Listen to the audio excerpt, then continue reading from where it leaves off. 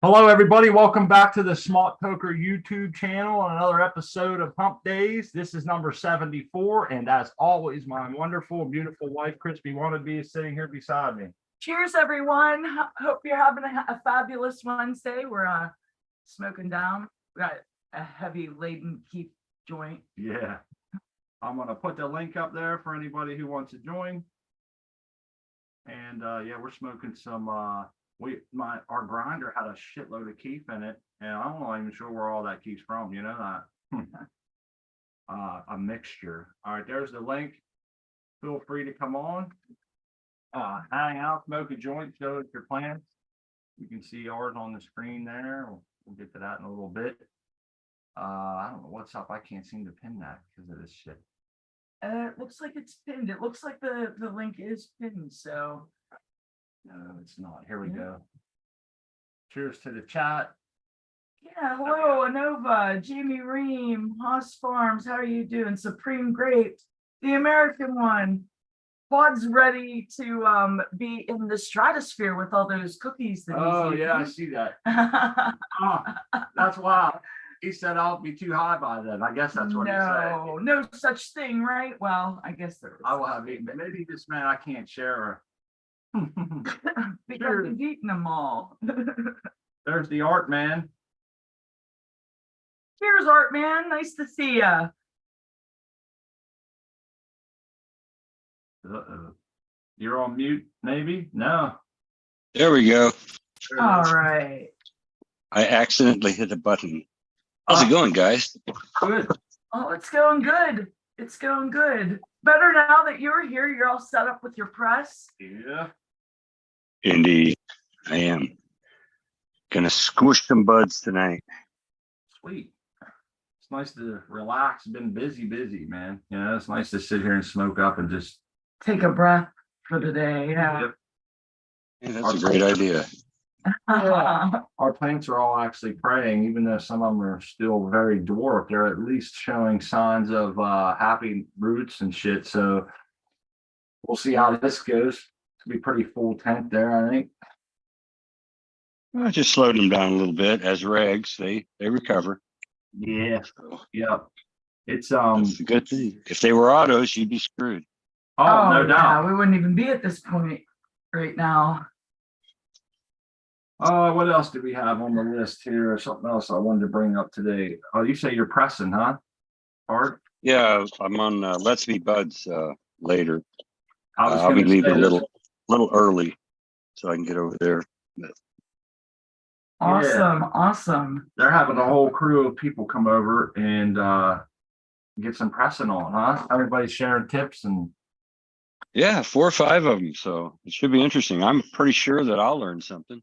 mm-hmm. You know, I've only had mine less than a year, so I'm sure somebody on there is smarter than me. But I'll give my tips too. So I got them. Yeah. A lot of trial. That's nice when you have a community coming together. Y'all learn from each other, and you know, maybe something that you'll learn tonight that'll make it a little easier.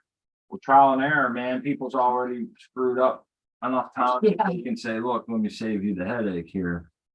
Yeah. That's what I did. I mean, Berkshire Bud, he coached me and Weed Nerd too. So Yeah. and Rowdy was doing it too. Yeah, all 3 of them do a lot of pressing, and OCG, absolutely.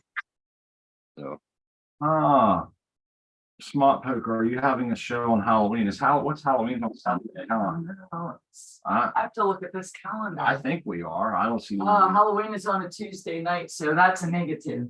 Okay. It won't actually be a Halloween No, show. it'll be the day after. Okay. Actually, But that would be cool to have a Halloween show. You know, I like Halloween. It's my favorite holiday. What do you call a chicken goat? The ghost of a chicken. I think it is. What do you call the ghost of a chicken?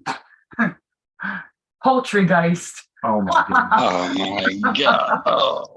I love those Halloween corny jokes. They're spectacular. Corny jokes. Your bad joke of the week, right there. Funny. I was watching Caribou Park the other night, and Crazy Pot Mom had a Halloween mask on, makeup. It was pretty good. That's So awesome. she was in the festive. Yeah, she was into the season. Well, yeah. What's great about like this time of year, the Halloween costume parties and stuff, there's a lot of thought go into some of those costumes and pretty sick stuff in a good way, I guess. I saw this one, it was a pregnant lady, but it was like a bloody baby with a knife coming out of her stomach. I was like, that's pretty slick. Wow. That's pretty rude. Crazy. There are some really ingenuitive people out there doing some crazy shit. Yeah, crazy stuff. It's amazing what a makeup artist can do to make someone look like a zombie and scary in less than like 20 minutes. So yeah, it's pretty cool. This Tuesday already. Boy, the time is flying. October's over already. Isn't it flying by? Huh? Boy, it's nice out though. We're getting some really, Indian summer. yeah, that's what they call it, an Indian summer. It's getting warm for like a whole week now after that big frost. It's been 70s every day. That's nice, but it's kind of, I don't know, it's good to get your last little bit of stuff done, cut your grass one more time and stuff. But cheers to the chat. I see Tile, Zorro, Levels, Iceni, Supreme Great, Ads Factor. Nice to see everybody. Yeah, you can see our I got to get my I recently switched, Art Man, from having my exhaust inside the tent to putting it outside the tent. And it just feels weird having it blowing out that way. And I still got to set up my I just got my new filters in, so I got to get them set up. And I keep feeling like I'm gonna have to switch it back because it's not gonna work as good. I don't know why. Well, it smells really. It will, but I understand that. What was your reason for moving it? Just the fact that it always seems to be in the way, you know. It does seem to be in the way, and I like the room, even though we may never use that room. But if you have to move your light or raise your light, what's the point in having that filter system inside? I hope that it works out because it just. Plus, we have the filter or those fans like hooked on the wall. They're not in the tent. We had them wired to the poles. You know what I mean? Like, so I just think that they're more secure this way. It's all nice and tidy, all the wires and everything. And it looks much neater this way. There's another reason too is I don't know if it's because we smoke a lot of joints because we don't smoke cigarettes. But anyhow, it seems like we get a lot of buildup on my fans and everything, you know. And it's like I guess because we're all upstairs with the grow, even though the door's shut, after like 2 grows, everything's all weird and nasty. So I'm thinking instead of having it sucking in, have it blowing out through it, maybe keep it cleaner for longer. You know what I mean? You get a residue, huh? Yeah, and it's got to be from smoking joints. You know, there's really we just started using the wood burner, so it can't be that. And we don't get any smoke or anything, but I mean, that's the only other thing that could cause something. But these filters lasted 2 grows, 3 grows, 3 grows, something like that. It was 3 grows. We may have gotten. I think we got 3, but the last one I could smell. It just seemed like they was losing power, and it seemed like they were. You know, I was running it on 10, but it felt like it was only operating at half rate. You know, because it's all plugged up and shit. So I'm thinking, not just the filters though. When we take our AC Infinity fans apart as much as they can come apart, which is like that little ring, and you know, it's to get inside of there and clean that. I'm getting a lot of gunk, like just. Yeah, and it's got to be from us smoking up here. You know, I got to start smoking somewhere else. So you think your charcoal is gunked up too, huh? I think need so. A new filter. Yeah. I think probably so. A new filter would definitely help. You know. Yeah. What I wish I or would recharge it. If you recharge it, you can replace it. So. You know what, I asked about that because they have a you've seen those ones, or they're like marketing them now, rechargeable ones. But someone told me it's super dirty and it's Oh yeah, I not bet it is. it's not the I bet it easiest is. thing I've to handled that stuff before. It is. It's powdery. It gets everywhere, But yeah. if you take it outside and you do it, That's what I thought. I mean, I clean out a lot tap of it in. packs and shit for work, so Yeah. like I can do it. But We can't do anything outside. Like I'd be buffering my cocoa and spraying it outside if I didn't have nebby neighbors. oh yeah, They're Okay. gonna be Yeah. looking, they're gonna be, and I don't want that kind of heat. Well, there can't be that much difference in price between the refill kit and probably Nah. twice as much, maybe 3 times, I bet. But last one I bought was like what, $100 or something, or I 110 think. or something like that. Well, the ones I just bought a 2-pack on sale of iCloud filters. And I think they were only like $78 for 2 of them. Oh And wow! so, yeah, it was Berkshire. I would never refill it. No. Yeah, Berkshire Bug actually cued us into those a long time ago. We made the switch, and I'm telling you, we had the more expensive filters, and I couldn't really see or tell a difference between the cheaper ones. They No, lasted as many pros as the other ones did. So that was a place where I found that, because sometimes if you go cheap, you pay the price. No, it seemed to work good. But yeah, in this instant, it was great deal. Thanks, Bert. Yeah, and they're usually like, I think 55 each or something.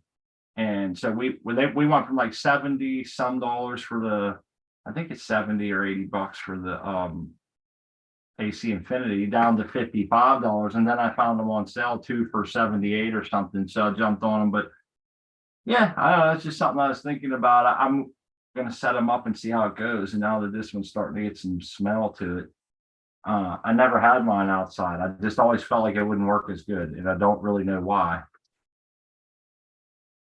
But it should work just as good, really. I hope so. Everybody And give us more room in our tent.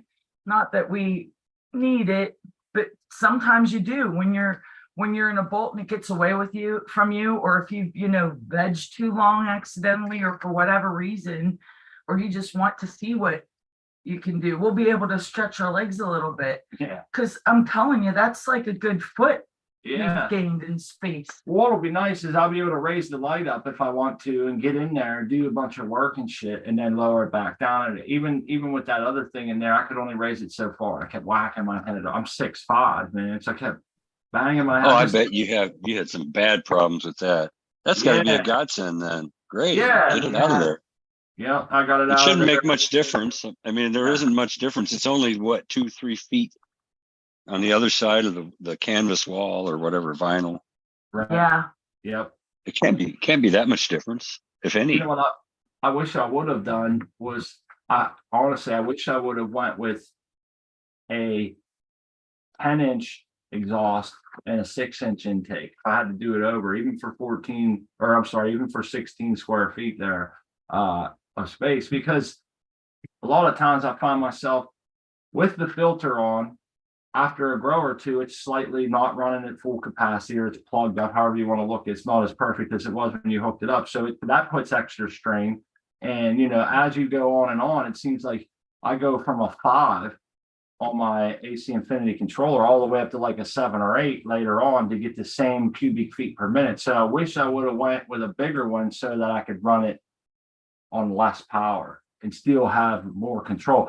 A lot of times I'm like at 9 or 10, especially in the summer, with a filter on, everything else trying to pull that cool air through there. A lot of times I'm lagging, and I think it's just because of, the filter's plugged up and shit. So that's one spot I wish I would have went bigger. And then I could just be running it at a 2 if I had to, Well, you can always upgrade after you run through your 2 filters. It's going to be a while, but yeah, I thought about that, man. I thought about it. Maybe put these 2 on a smaller tent somewhere down the road or something. Yeah, I like that idea, because if we actually had to do it over again, if being intense, I would just go 2x4.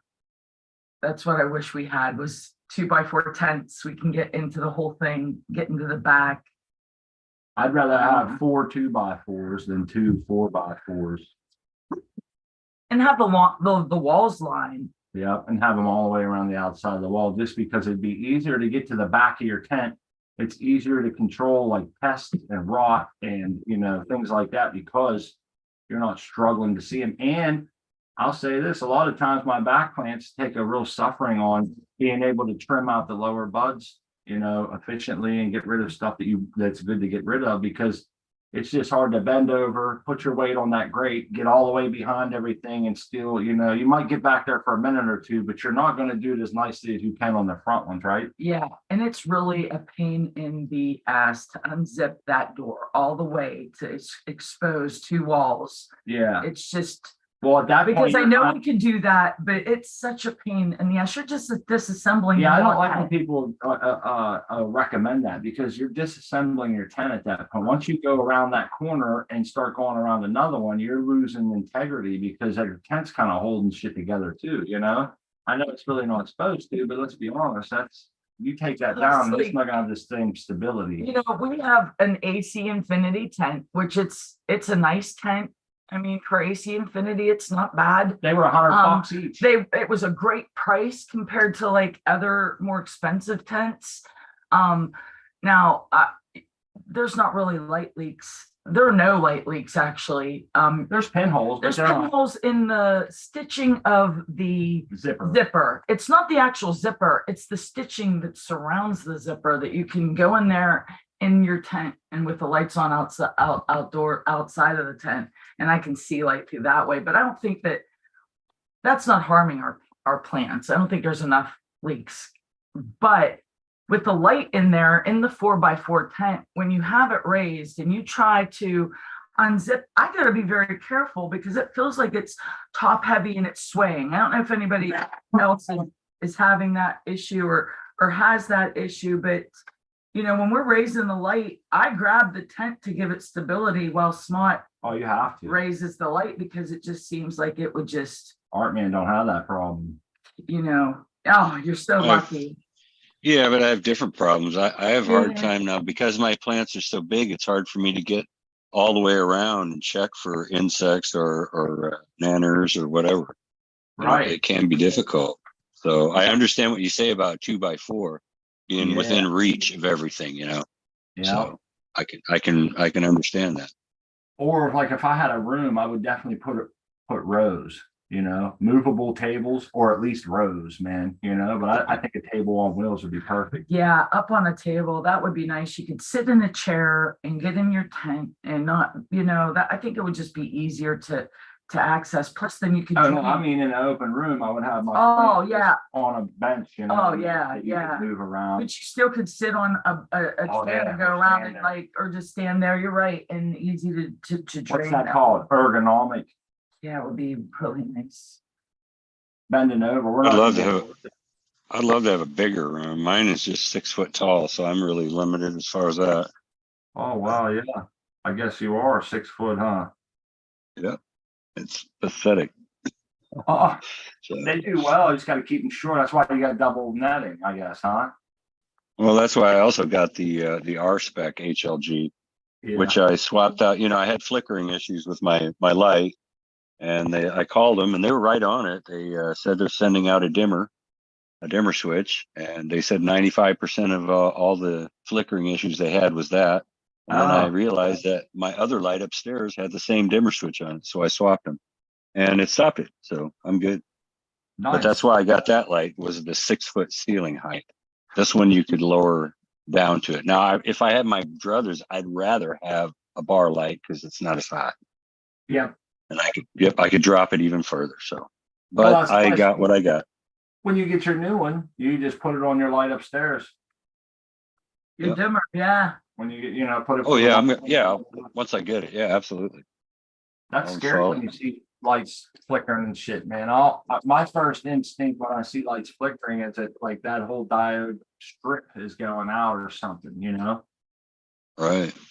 And then one of the guys at CFC, he said he's a master electrician, said that it could damage the driver, the LED driver.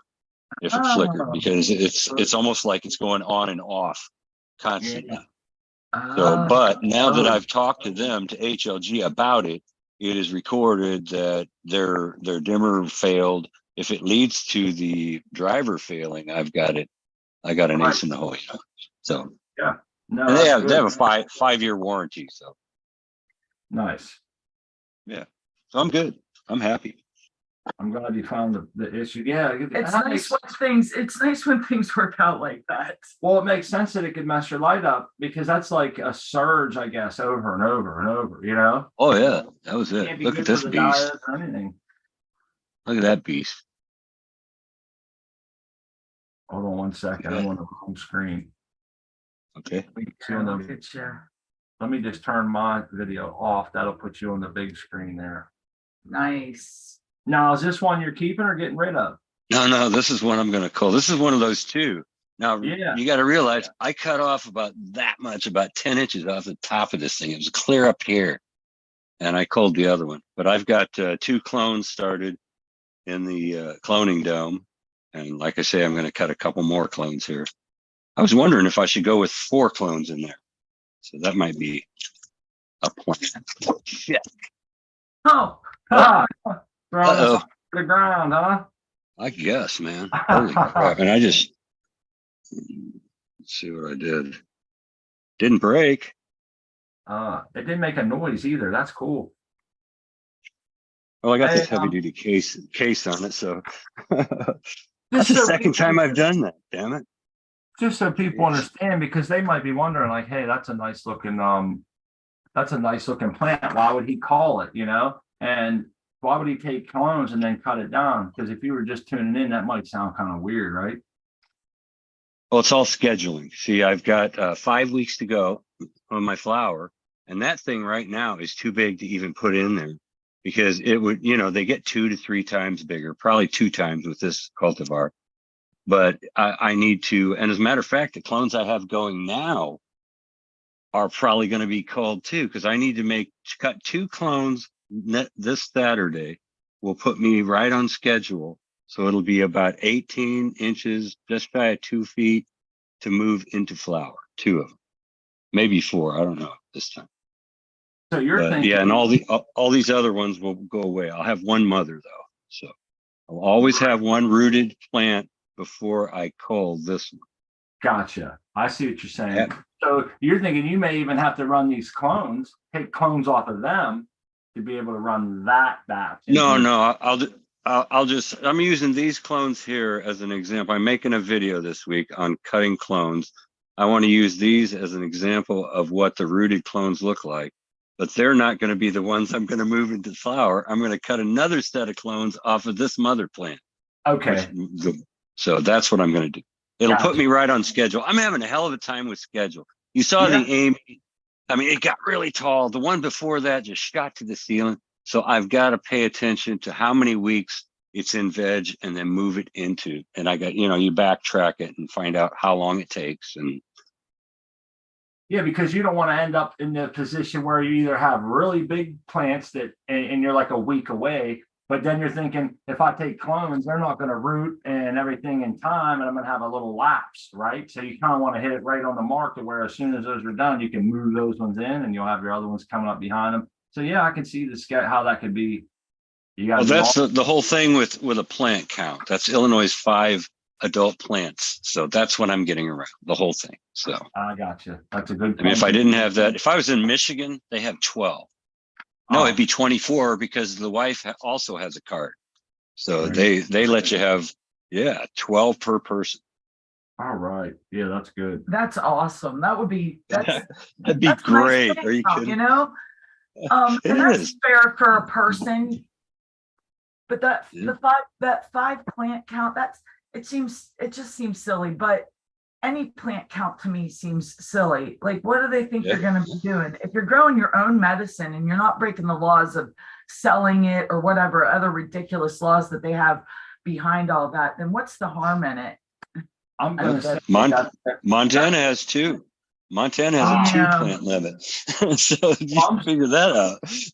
I'm assuming that's what it is. They're trying to keep home growers from being small time commercial growers, by someone just growing every room in your house, overgrowing, and then selling a bunch of shit. You know what I mean? They made it, set it up in a way to where, yes, you can grow for yourself, but we don't want you making a penny off of it, you know? Well, Michigan Supreme Court just this last week determined that any home grow that your illegal home grow is now a misdemeanor. Oh, really? You heard that right. And as far as I know, it's any amount either. It's a misdemeanor according to states. Now, if you get busted by the feds, I'd imagine, you know, if you have a farm or whatever, Right. they ain't going to take that lightly, but they're very liberal cannabis laws. So Yeah, that's, interesting. Marijuana moment. Read I up like on the it. news. I like that. I'm not a big into law and all that stuff, but it tells you what's going on. We got all of our outdoors, and we had that killer frost the other night, so we chopped down our celery, which we never grew celery before. It seemed really green, didn't even seem to bother it. Pretty hardy stuff, I'm guessing, but that was our first year growing celery. We chopped it down, the rest of the pepper plants, and really got some composting going out there. We covered everything with straw and hoping that it all breaks down very nice for next year. And I want to say How was the celery? I'm sorry. Well, the celery that we grew was like kind of like an experiment. I saw on Instagram a reel of a gentleman chopping off the celery he bought in a grocery store and then putting it in a dish of water, and it rooted and grew celery. And I'm like, I'm just curious. So I did that with store-bought celery, put it in a cup of water, and I'll be damned if it started really taken off in the window, grew roots, and then we planted it when we planted the rest of our garden. And it worked. I chopped one, I did two, and I chopped one in half, so I had 3 plants basically, and they did really well. I mean, we have a sauce recipe that calls for celery, so we needed it every single time, and I was grateful that I didn't have to. We don't eat a lot of celery, and I didn't have to buy celery, that we were going to use some of it for our sauce, and then it goes limp. Yep. Nothing worse than limp celery. Although we were having problems with our celery in the garden being limp, and we started watering it a little more. It seemed to be pretty decent. Yeah, I mean, it turned out great then, and it was a lot of fun. So that was a happy experiment that I'm we'll gonna just say that continue. I'm gonna go out on a limb and say that celery might be one of those fruits or plants or whatever that you have to harvest at a certain time of day. Because I want to say when we was like making food and we would run out at like 4 p.m. or something and grab it, it seemed a lot more limp than if you went out like in the morning or when it was a little chillier. Maybe Maybe it was the sun, maybe Yeah. a couple. That's a good point, Smart. But I know that they harvest like certain fruits get harvested right before sunup and shit because they seem to have the highest sugar or something. Don't quote me on that. I can't remember the exact reason, but I know they do that. That's why combines have light on them, right? Farmers work 24 hours a day.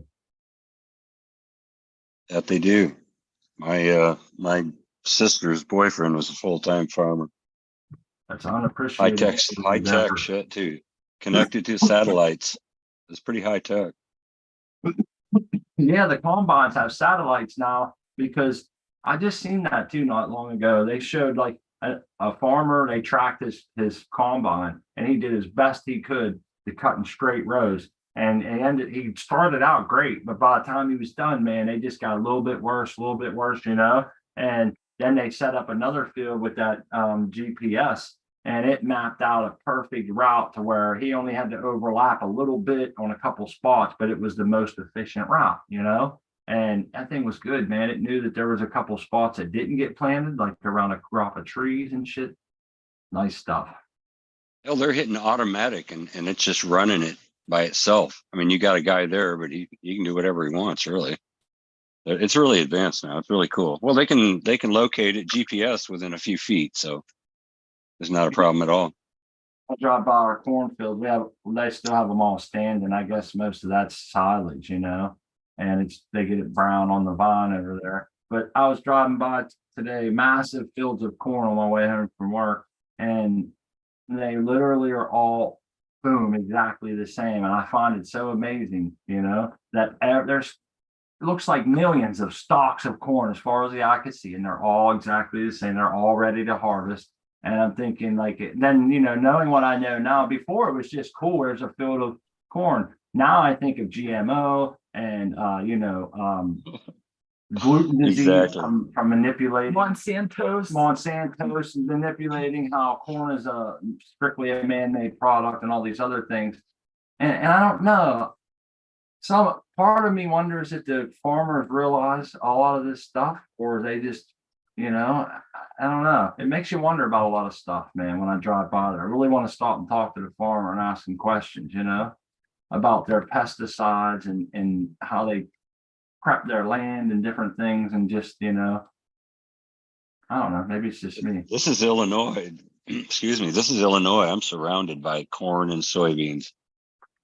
Oh yeah. As Oh, far yeah. as the A lot of it's seed. A lot of it's seed corn around here, though, because we got really, really good soil, and the big companies make these farmers sign exclusive contracts, and they are really, really tight with their security and everything as far as harvesting and controlling their product. I mean, they give them the corn, the specific type of corn, and they have to use it a certain way. They cannot make seed from that. There's all kinds of rules. It's pretty crazy.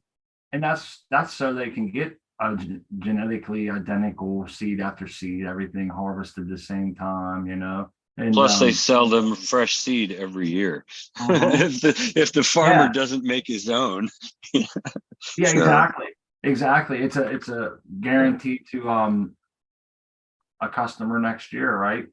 yeah. I see those seed plots, man, because what I'll see is a lot of farms, not a lot, but I'll see some farms have like a marker at the end of the row every so often. It literally looks like a interstate sign. It's like a heavy duty metal sign on a metal pole that's driven in the ground, and it'll say like USDA, and it'll have like all these numbers and shit on a blue sign, and it'll have like a name, different shit. I don't know, and what it is that's the seed corn that they have it marked. And I guess what they do is, like you said, they harvest that just so they can sell it by the sackful to farmers. That's not silage or, what do they call that other stuff?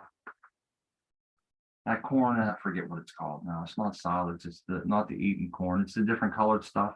You remember what it's called? I can only think of feed corn. I can't think of anything. But yeah, it's or pretty Indian wild. corn. But yeah, there's like many species, different kinds, many different. I see Berkshire Bud in the chat there. He's smoking some of our Cali Kush and the mimosa. Oh, a salad of that. Yes, that's We have some of the mimosa left. We should join him with that. we got some right here. Actually, we can smoke a bowl. you should. That sounds Right like a on. great idea. I wish I had some of his right here, but I don't. So I'll smoke mine. We got to smoke some of Burke's. We got to do some vapes of his. He had some The rainbow dabs and rainbow stuff. That was butter. freaking amazing. And his chocolate, shit, Damn, dude, it's really out of this world. they're dangerous. They're very decadent and they're dangerous. You're right, because you can't taste any cannabis. It's like eating a piece of candy. Yeah. Hey, I seen some other crops today too. I'll be damned if I knew what they would. It looked like soybeans. They were Didn't it? soybean. Looked like It was soybean. bunch of little pods just hanging, and they were all dried and brown, and looked like they were ready to come down. But it's pretty wild seeing some of that stuff. Oh yeah, Indian corn. Okay. Yeah, the Indian corn. Yeah. Texas weed hopper wants to know if our plants are still sad. They're Well, not sad. Some of them are stunted from being sad, but they're all perking up. Yeah, they'll come around. All seem to be. We're gonna start We flipped them, so we're like, get on board or or get all left. aboard the pain train. Like Ivan Drago said, if he dies, he dies. We're gonna just push him, and whatever makes it through, makes it through. We'll give everything a chance, and we're gonna start up another tent too.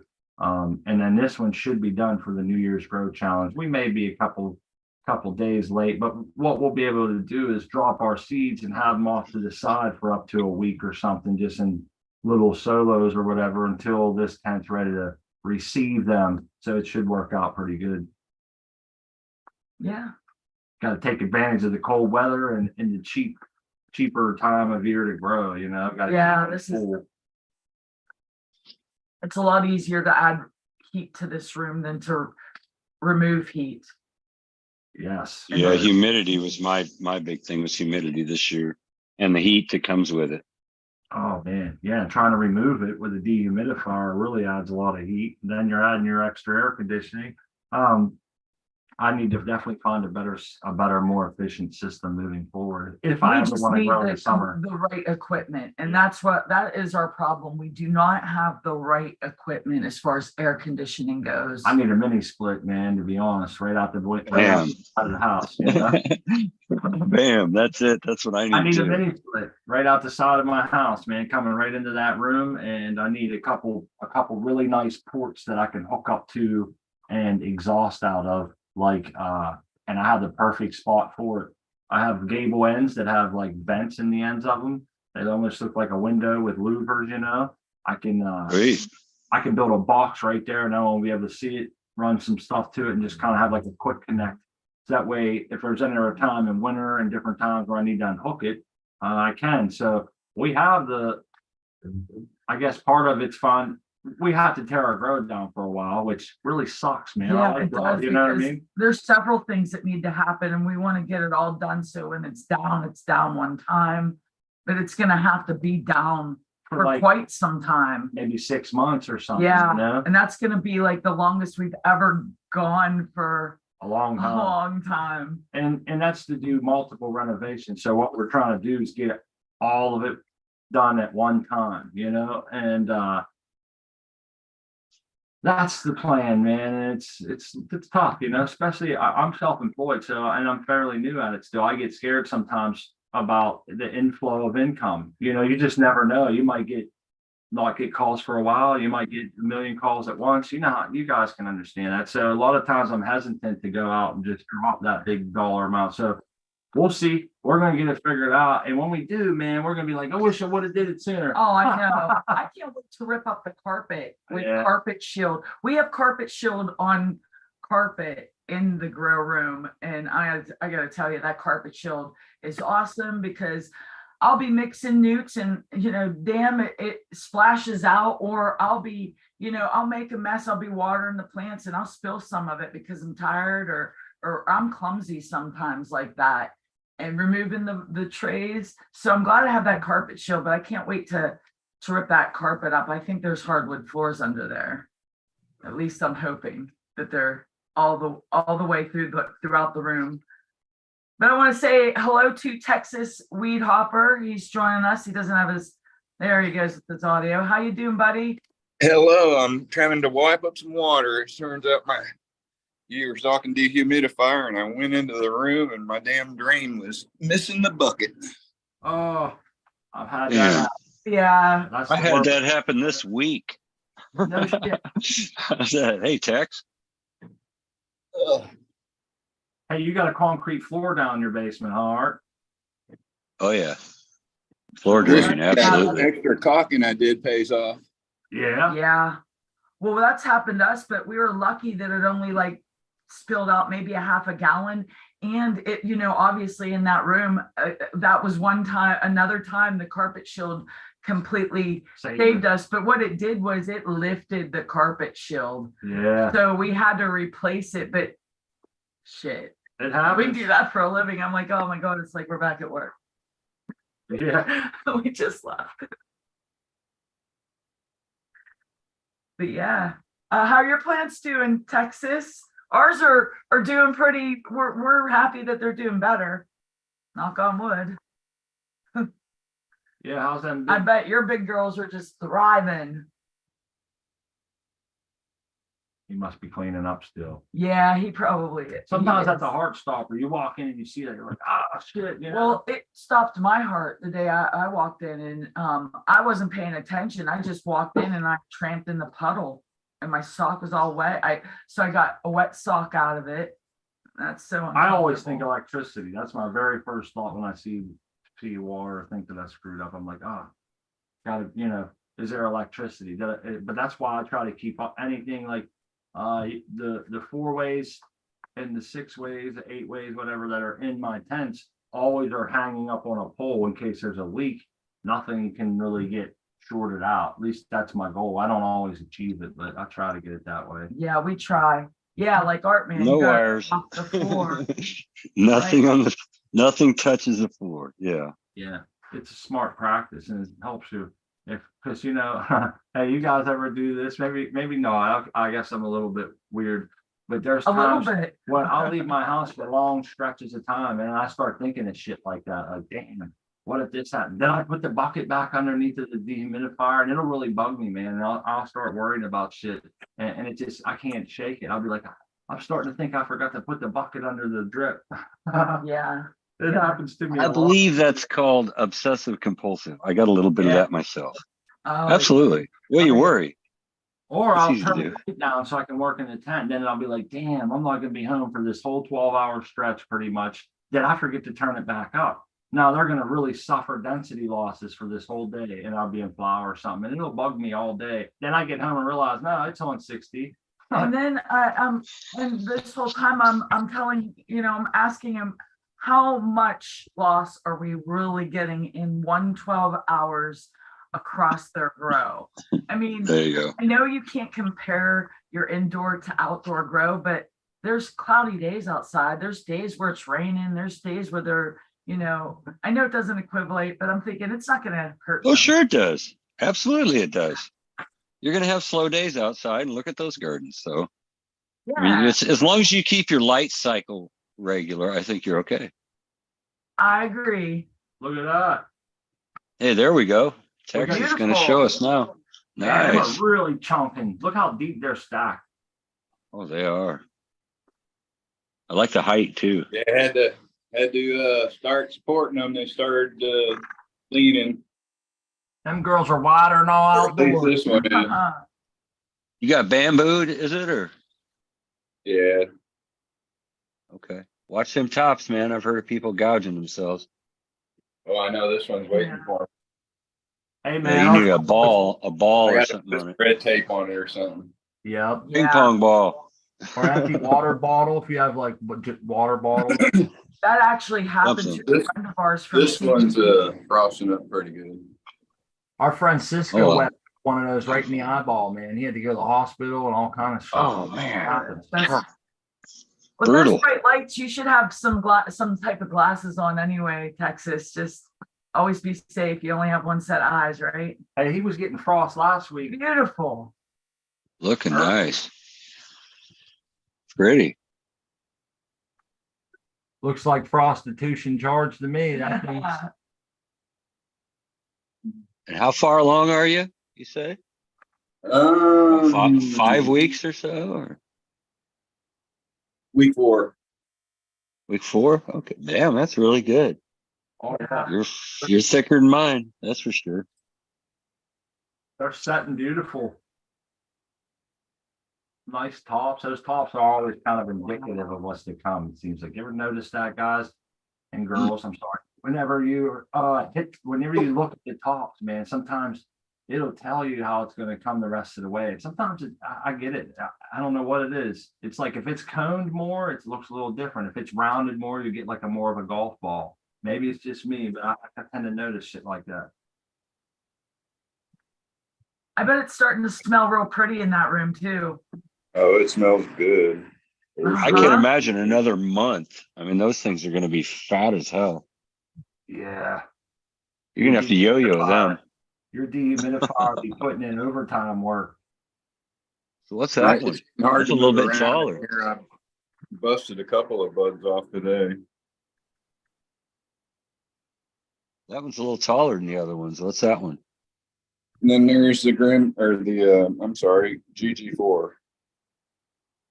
Oh, the GG4, that's cool. Nice. It's nice. It's nice to see her. Got a nice build on it. All them plants are beautiful built. I'll try and get down low. Get down I on say it. try. Get down it. He sounds like me. Nah, I ain't gonna do it. Oh, Oh, no, because you're so packed. not gonna do it. You need that creeper. You need that creeper on the ground that mechanics Yeah, use. that's right. She told you.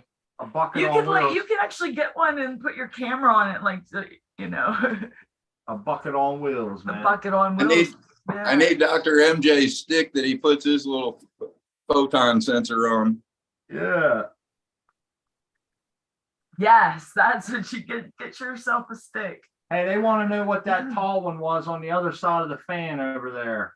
Before the GG4, you showed us a plant. It was on your right there. It's taller than the other ones. It was a little taller than the other ones, but I think it's the one that's sitting All the on way top over. of a pot.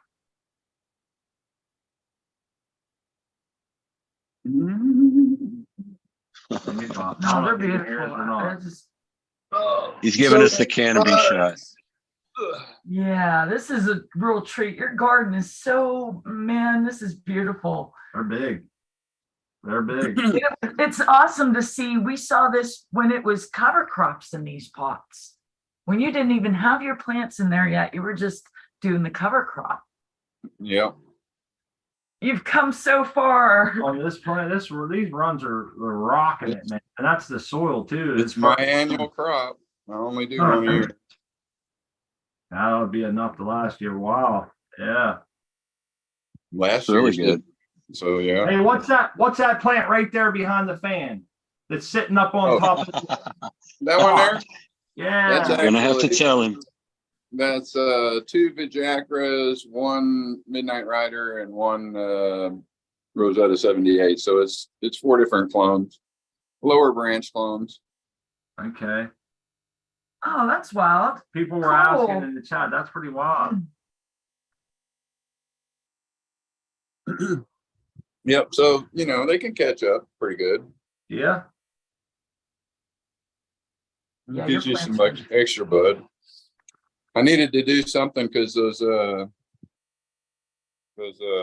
Westport's grape juice didn't turn out, but god damn, I can't imagine having 3 of those in here too.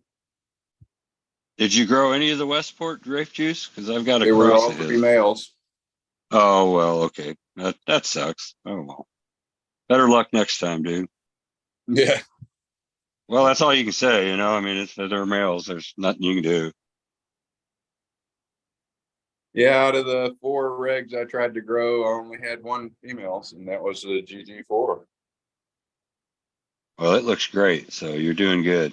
Yeah, she is looking Not really- bad for a 7-gallon pot. The rest of them are all in 15s. Are you putting Not bad. Are you giving Not bad them for any recharge? pot. I'm sorry. Yeah. That one's not quite 15. That one's more like a Oh, 10. I agree, Art, man. That's good for any size pot, man. Hey, you giving them recharge or anything, Texas? Yes, sir. I thought so. I remember the recharge seems to be working really good. Damn. The fucking Ziploc needs to be improved on their thing. Yeah, you should probably put it in a jar as soon as you get it. If it's anything like yucca or any other shit that comes in the bag, Or my newts, yeah, Jack's newts. They'll liquefy, go gummy because of humidity. Yeah. Yeah. It's nice to put them in a bucket. All right, I got to take a intermission here. All right. Thanks for showing us, man. We'll take the spotlight off. That was really nice. But I tell you what, his plants are doing a lot better than mine are. Oh, They're both flipped at the same time too, I believe. yeah, I think Kings did flip like within a couple days at most, huh? I think so. I believe it was. It was pretty damn close. They're Yeah. definitely doing good. My hat's off to him. Yeah, absolutely. Yeah, he made that soil. Some of that was his first run, and then if you guys remember, some of it was from Build a Soil, and and then he has like one pot that's a little bit of both or something, but they all seem to be doing really good, Like, Oh yeah, obviously it looks great. I don't see That- any that's problem. a hell of a canopy, and it should Seems last like- him a whole year or two. That's a Oh my big God. harvest. It's gonna be a lot. Another month. Hey, you notice most people using that recharge to come on, their plants seem to do really well with it, man. I mean, I know a lot of that's grower understanding as well, you know? Right. It seems like that's a pretty damn good product. I can't use it myself because I'm straight hydro. It contains a sugar Oh, yeah. additive, and sugar additives are not good for my system. I've learned to get away from those kind of because they can tend to foul things up. But soil and stuff, I guess it does real good. Well, Yeah, obviously it does. I mean, his is looking great. under the right application, yeah, that stuff's pretty good. 'Cause I Oh, yeah. guess they were saying when I was watching the one show, it's been a while now. I think maybe it was Grow Room 420 or something, but they said there was hundreds of tons of like beneficial fungi and stuff, and certain ones are the ones that are really beneficial for what we do with cannabis, and they're kind of like more plant specific, and those are the ones that are in recharge and shit. And yeah, I just think it's a good product. And I thought about like if I was to do outdoor, I thought about making some 5-gallon pots and doing like cilantro and rosemary, thyme, things like that in pots. And I was thinking recharge might be just a ticket to help us along help with that. this. Yeah, Hell yeah, that should work on any plant. I think so. Yeah, do like the herb garden in our, because we have some fabric pots some Yeah. big pots. We might end up doing that. Hey, this dude did a side by side the other day. I found this interesting, so I figured I'll share it. He had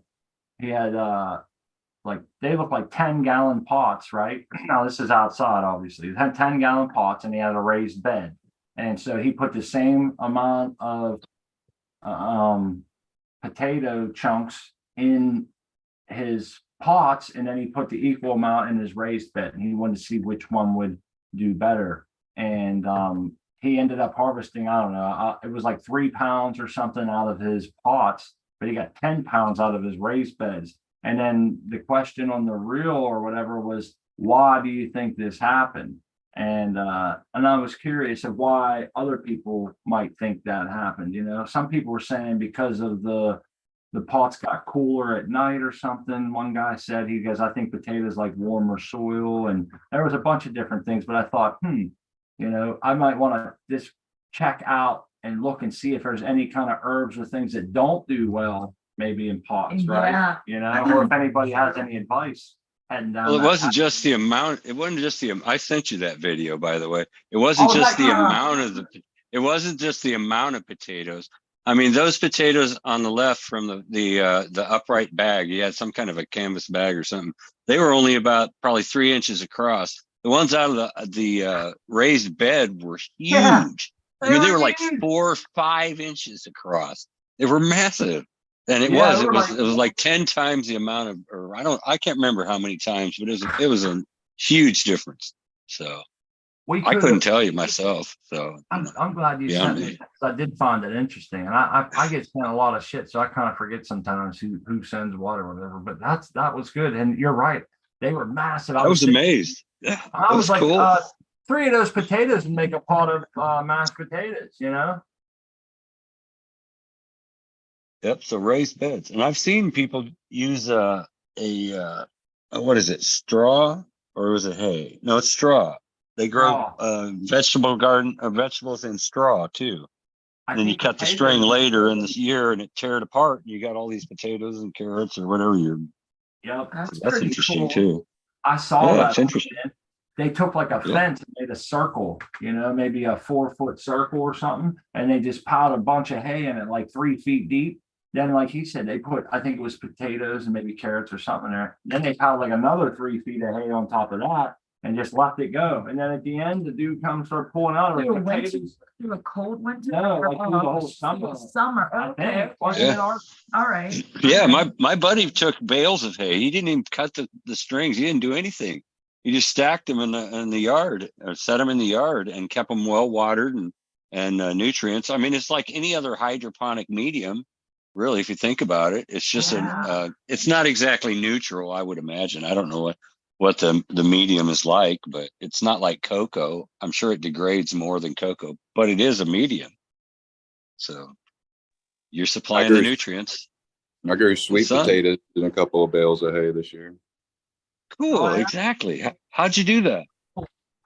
I just had a bale of hay and put it into a dog cage, a wire dog cage, and kind of layered in some compost and some worm castings and kept it all wet and threw my slips in there and grew them pretty much all year. Well, not all year, but good part. I just Oh, that's harvested cool. them actually. We started eating them. How'd you do? I didn't weigh them or anything. We got some good ones out of it. They were just about the right size. They weren't a whole bunch of huge or malformed or cracked ones. So it was a good harvest. Excellent.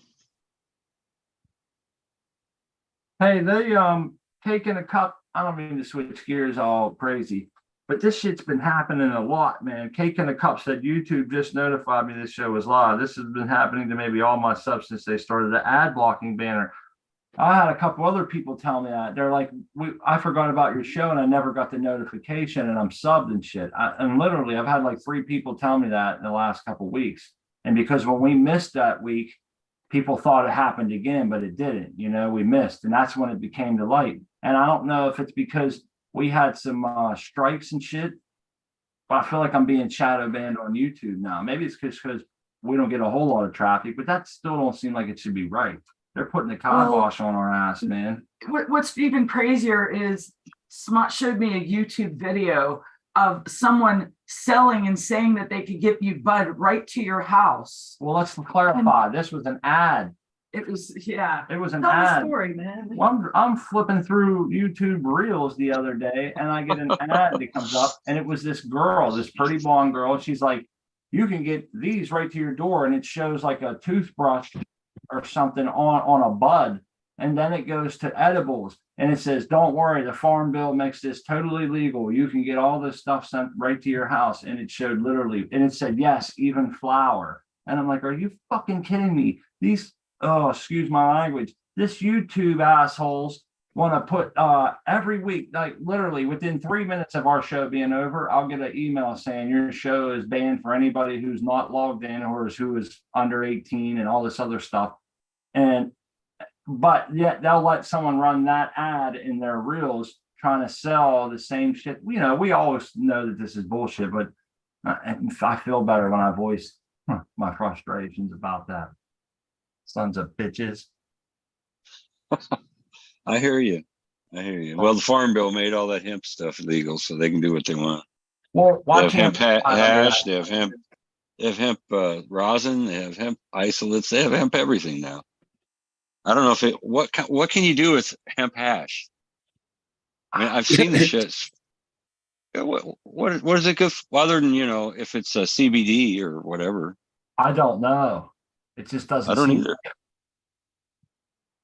That's got to be what it is. You can't be selling THC weed unless you're in California or something like that. You go up to the store, man, and they got a shit ton of stuff you can buy, like vape pens, and they even have, dude, it's so disgusting. They have pills there that you can buy, like for speeder pills, and it says they have them an RX bottle, like a prescription bottle, and it pretty much says this is a substitute for Adderall. It's called like something really close to that, Fakerall or something. And they have, I mean, you can clearly see. So they have the Adderall there by the counter. They have weed vape pens that are supposedly legal. I've never hit one, but I'm thinking, damn, they actually have people going in the store, guys. They're asking if they can see it because it's in a locked case. Hey, can I see this one? And when they hand it to them, they just run out the door with it. It happened to me one day. I was going in the store and I seen this dude come running out of the store, and I seen the lady come running out screaming at him. And she went back in and she was flipping out. She's like, "I'm so sick of them doing this." I'm like, "You mean this happened more than once?" She's like, "Yeah, they come in and do that and they run out." She's like, "Now I'll call the cops. Nothing will ever happen." But I'm thinking, wow, for a weed pen, a fake weed pen, it just seems weird to me. I don't know. Prohibition's causing a problem, man. Just like with alcohol. Yeah. Prohibition, that's why they repealed prohibition. It created a bigger problem than what they was trying to stop. And it's Indeed. It's happening now. Sure it is. But But how many states are legal now? I can't remember. I don't know. I think like 30 think has there's- some sort of I think yeah, I think 25 have here, I can look it up. It is we're getting better. Delta 8. Now, is that the fake shit? Am I right? Delta Yeah, I 9. believe so. Yeah, so the Delta 8's what they're selling up at the store, man. And they're saying that it's gonna be no more, huh? Good. Or is it Delta 9? I'm not sure. One of them's real, one of them's fake, and I always get them confused.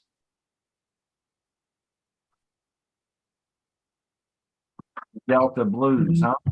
Anyhow, no one wants to hear me bitch about that. We all have the same issues, right? But YouTube has changed, and I didn't put two and two together. It's that farm bill shit. Well, it just seems weird. How can they run ads like that and then block us out? Is that a big jar of buds you're gonna squish there, Art Man? Part of it, yeah, that's Amy Ace's. Their medical use of cannabis is legalized in 40 states. In the District of Columbia, recreational is 23. So, Wow. but yeah, 23. that's what I'm going to be pressing a little later. I've also got the last of my rainbow butter in a small. I'm just going to press a half a dozen little buds, so that'll be gone. It's sad to see it go, but it's going to be wonderful. But at least you have a little bit, Well, Said all that What's that, pressing sounds Tex? like fun. I'm gonna head out and I'll see you at Uncle Rick's. Okay, have a good one, buddy. All right, y'all thanks for take care. coming on, Texas. We appreciate it. Yeah, growers love y'all. Girl. That's a hell of a grow. It sure Oh my is, man. goodness. It sure is. He's going to be trimming for a while. He said he's Yep. got a couple friends, I think, that help him. I think he was the one who said that. And Well, I nice, hope he does because boy, that's a lot of trimming. especially Another month. Oh my Close. God. Well, I think that he did say he doesn't really care if they go long. So if he started one and he didn't get around to all of them, and Yeah. somewhere like a couple weeks late and they were turning amber, I don't think that he minds that. Some people like, going for that more amber. Absolutely. I know a few people who don't want any amber at all. It makes them paranoid or anxious. So they I kind used of to go for a lean. little more amber because I thought that was the right thing to do. But then after harvesting a couple plants just out of necessity, I'm like, they don't want to get amber. We got to get them down so we can start the tent, all over again. And we can't leave one plant in there, which we did with the MK Ultra, but we've done that. And I realized like this was pretty good like this, and it barely was just getting amber. Now here's something that I always see people, and I think maybe when we've been around a little bit longer, but the new people out there can fall into a trap of like focusing on THC, and we talked to our one buddy. He grows like 15,000 plants at a time in Israel, and he said that in all of their testing, they found the highest THC to come from the plants that have 50% clear, 50% cloudy, obviously zero amber, and that's kind of early on in flower. But what he said is, and we all agreed, we all would pretty much agree with this, is that what you lose there is the development of your esters and your aldehydes and your terpenes and all the good stuff that comes along with the entourage effect. So, like he said, I think the reason they do that is because if they're selling it as medicinal, they just want the THC, you know what I mean? So they're not worried about that. For us as home growers, though, we kind of want that effect of all those other things that mature a little bit later. And we know that you don't have to go clear deep into amber, but I don't think I would harvest with 50% clear, No, I wouldn't feel comfortable doing that either. But, if you're not harvesting it for the smoke or to press or anything, you're just like putting it in an edible, whatever, that might be a good application for that, because you're going to want, you'll be able to get to spread that over Yeah. more candy, cookies, breads, whatever you're making. Well, I think if you got it for a medical, they might say you're going to get X amount of THC, so maybe it's kind of best to have it at that peak or whatever, but, or maybe they just test it at certain times, but don't harvest it right then. But I know that was the quote that he gave me, and it blew me away because we had talked about it there. I'm like, really, and he had mentioned that if he was growing for his home grow, he wouldn't do that. But that's what the test results show. In a big capacity like that, I'm sure, like you said, they're growing for like the medicine that's going to go on to be processed, not. Yeah, I'm not sure if they get flour or not over there.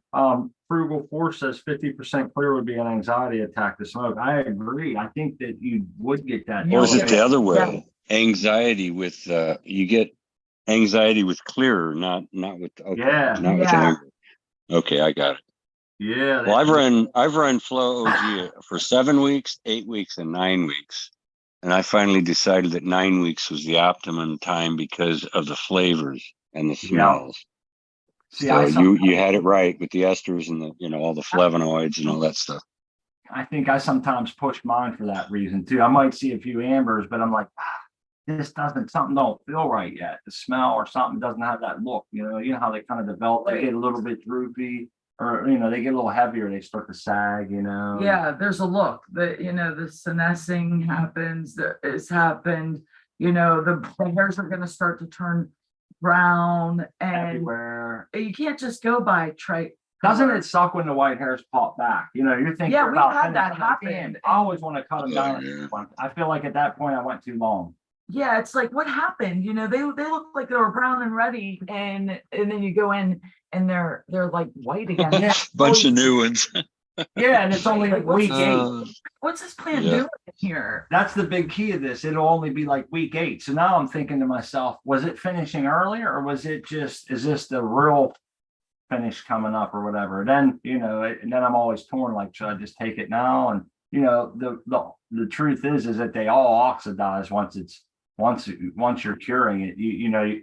It's hard to go in and tell, like, this bud had a little more white hair than this one after everything's dried, cured, and in the jars, but it's still, I like whenever they're just all ready, no whites come back. That's a bummer.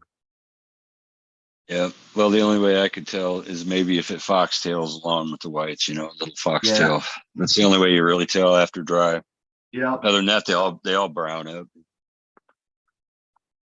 And what it really comes down to is when it's dried and cured and you got it in your bong or in your dab rig or in your joint or however you're smoking it, is how's it taste? How's it making you feel?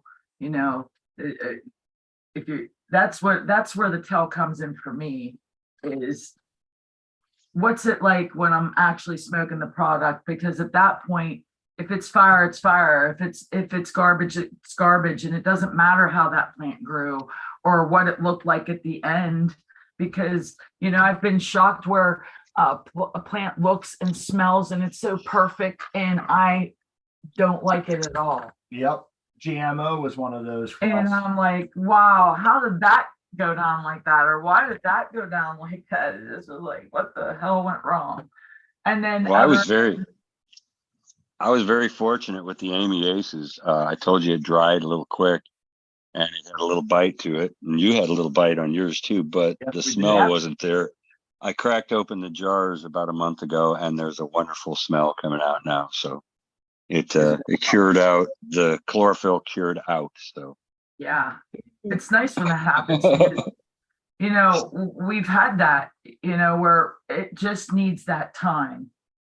That when we, didn't like it at first, but it just needed a little time. And then it was our favorite. So it went to be like, from, oh, this is crap, we're not going to like it, to, oh my God, it's our favorite. We just needed to give it the right amount of time. And also, that was it. Right. And also, like, we've had this, everything has gone right. We, give us no hiccups through the whole thing, like that GMO. It was a great plant to grow. It was beautiful. All the structure was great, man. And what a disappointment. They were rolled up like a dream. I mean, I had every indicator, dude, of being fire, and it was just like a total letdown. But frugal force, I understand what they are saying, because what I do the same thing. I'll wait till my plant gets fully milky on the trichomes, and then I say to myself, self, this one's ready to come down whenever you damn well please. So sometimes that plant will get brought down within a day or two, and it's other times it'll get brought down like a whole 10 days later because it just doesn't feel right, even though the trichomes are saying it. And then there's always those other ones, and these are the ones that have gotten us before. We've had a few autos really do this, is that they don't get amber. You can kind of You're waiting and waiting and waiting. They'll pop nanners and herm the damn autoflowers before they give you amber. And it's just weird. You wait and wait and wait. And then when you harvest, you realize the shit was perfect. It was fine, but there wasn't really almost no ambers at all. You'll see one odd one here and there, but damn, it was amazing. Like we're waiting and waiting, and someone included me in there, like they might not go. I've had plants like that, and then it happened to us more than once over the years. So go figure. We've also had like party cups that we treated like redheaded stepchildren, Yep. and they were fire buds. And I'm thinking, I abused you and neglected you and even yelled at you, and you didn't even care. You gave some good buds. So go figure, huh? I read somewhere that all early life stressors on the cannabis plant have an effect to the final product, whether it be positive or negative. So you can put that in any context you want, right? Right.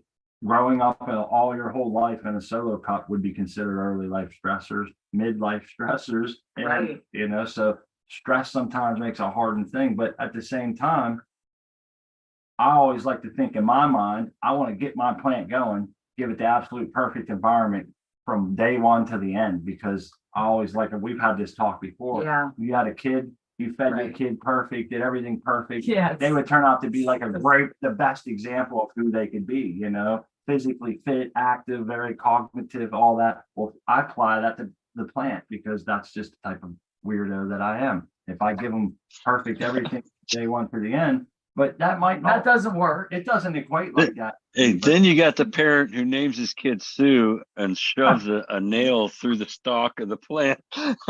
Yeah. You've seen that stressor, right? You've seen people Yeah. stick stuff through their plant.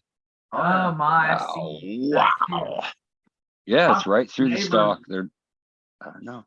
I've heard of neighbors driving big copper nails into the other neighbor's tree because they don't like it blowing on their cars and shit like that and kill them. But it's Does putting that it, work? I guess I've heard of that works. You put a couple copper nails in the right place and it'll just rot them right out, man. Isn't that weird? It is weird. It's very weird. Just not Maybe it's an old wives' tale that I was Yeah. told when I was younger, but that's always stuck with me. I'm like, man, that's a really screwed up way to do it. Well, guess copper's bad. Copper sulfate's what you use in your drains to kill roots. Yeah, so you put a couple copper nails in your, but you know, I'm not advocating Yeah. that. That's what I heard. But then people go and put that through there, and I've heard of people pouring ice water on there. Hey, we did that, Art, man. We were really harvesting. did. We were harvesting and growing the 4th of July weekend, and we come back from hanging out with our family on fireworks night, and we had a whole cooler full of, you know, that the end of the night, it's got like a little bit of ice, lots of cold water and shit. We come home and I'm like, damn it, I gotta try it. And obviously we dumped it on. I never noticed anything. How would you know if it helped or hurt? You know, Yeah. the bud was good. So I guess I could say that the ice water did it, man. It was that one instance, you know. Yeah, the bud turned out good. So They say stressors are definitely produce resin. I So- believe, like, we saw a whole study on the Jack Greenstock's cheap home growing with my fellow growers over there, that they did a week 7 dry back, and it seemed like those plants had better stuff. I've said this with us being hand waters growing in cocoa, we've had many times where our plants have dried back, and I can't say that it's ever, doesn't seem to me like it's ever really hurt them, you know, to an extent, I guess, especially like in flower, they come out frosty and shit. But we've had ones that, as a disclaimer though, we've had 18 fertigations a day auto watering and had those plants come out super frosty. So I can't say that one outdid the other, but I know it wasn't so much of a detriment. And if it does help, boy, some of those were dank. Like my wife said, some of those little solo cups really dried out. I'm talking, we had to, Oh my goodness, they blew over. they would just blow right over because they would be bone dry over the course of a 12-hour period. And they ended up real frosty and Yeah. worked out great, man. Yeah, like just by, just happen to be busy, happen to forget. And then when you realize, your heart goes to your stomach and you're like, oh my goodness, I screwed this plant up so hardcore, but it never really showed signs. It's just amazing. That's a Thinking- resilience, man. And I'm thinking, if I was trying with you, if I was really like really wanted you to grow and produce right now, you would be having stress and something would be wrong. But Putting it in my face. because I don't care about you, you're just gonna do this. That's how it goes. Just like how ironic that this plant that I don't care about, I let grow back. I don't want it to die at this point, so I want to keep it going, but it didn't give me any stress after like Smart said, we had one dry back real bad. I didn't think it was going to make it, but This big one right here is going to dry back. The one on the right side, it's already taken about, every time we water it twice a day, it takes seems a little bit more. And it's definitely going to suffer some unhealthy dry back, but you never know. And you know what else, Art, man? If it comes to a point where stress can be a little bit better for your plant, then we obviously unintentionally add some quite a bit, more often than I like to admit. Let me tell you that, just with my unintentional drybacks and, different things that might happen, like forget to raise your light when you turn it up or something, different things. I've done that. Can't do drybacks. Drybacks. yeah. Drybacks don't work for me. I have no substrate, so the roots would be definitely damaged badly if they dried at all. So It's it not doesn't something. work for me. My whole thing is We're not trying to stress our plants out because I don't think plants like stress. precision stress is not something that I'm well equipped to take care of. It's hard enough for me to get them all the way to the end the way I want to, let alone adding in precision stress and shit like that. But yeah, they're going to get some stress. Just being Operation Annihilation says dryback talk with is killing his microbes. it does do that. Oh, well, man. we don't have to worry about that. It does do that, Yeah. man. You're right. And that's the thing with soil. You're always on a teeter-totter. When you first water, when we grew in soil, maybe this doesn't happen to everybody. When I first water, my plants would droop a little bit.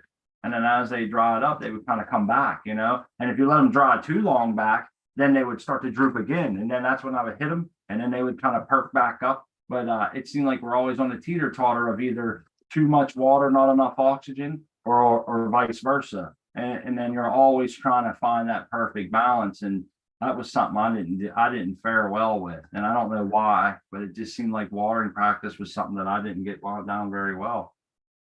Well, we have come so far and learned so much. So it's hard to say, like, that was when we grew in soil, it was A while ago. a And one long thing else I time noticed. ago.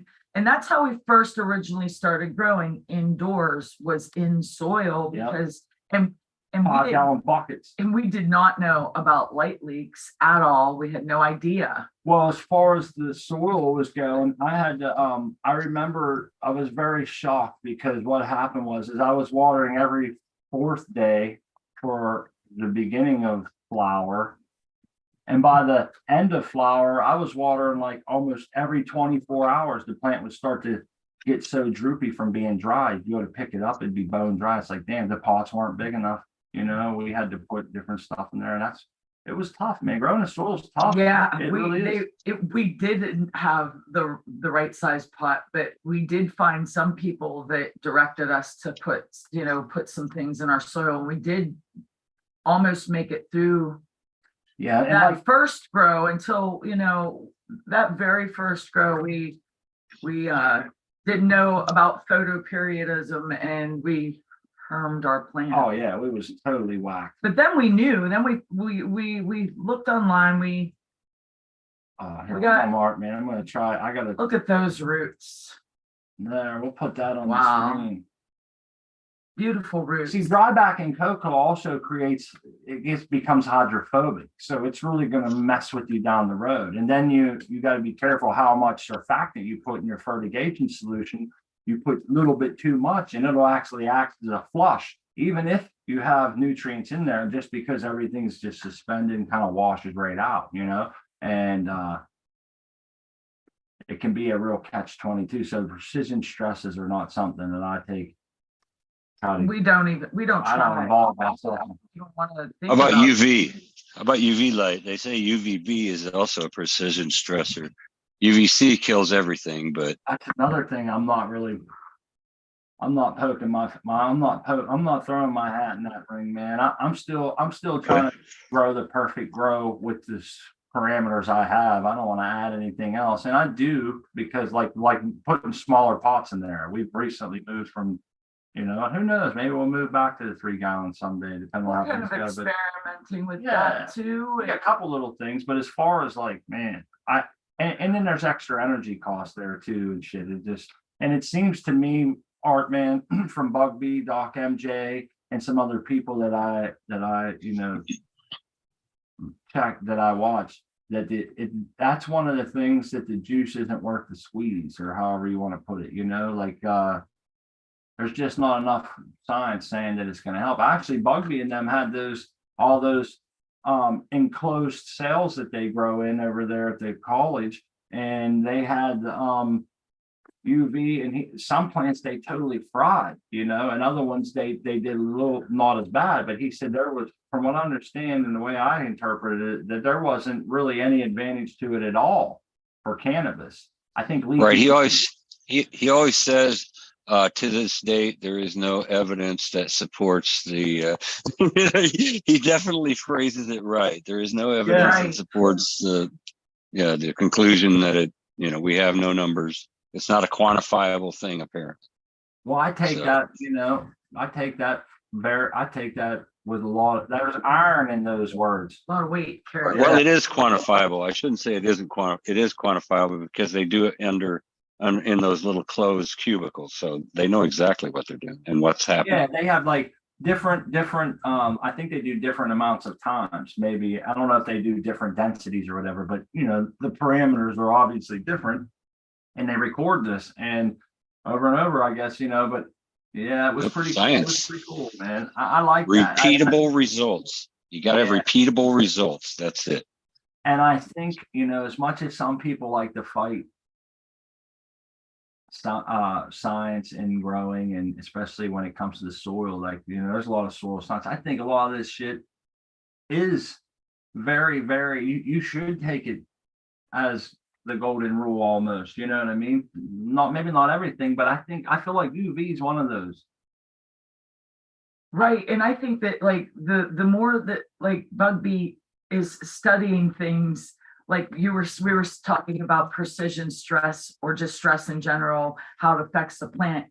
Is it affecting it in a good way? I think that these things will come to light, and these studies that are being done right now are just, we're going to grow in leaps and bounds. I think that we're going to, just like PAR and EPAR, EPAR is new.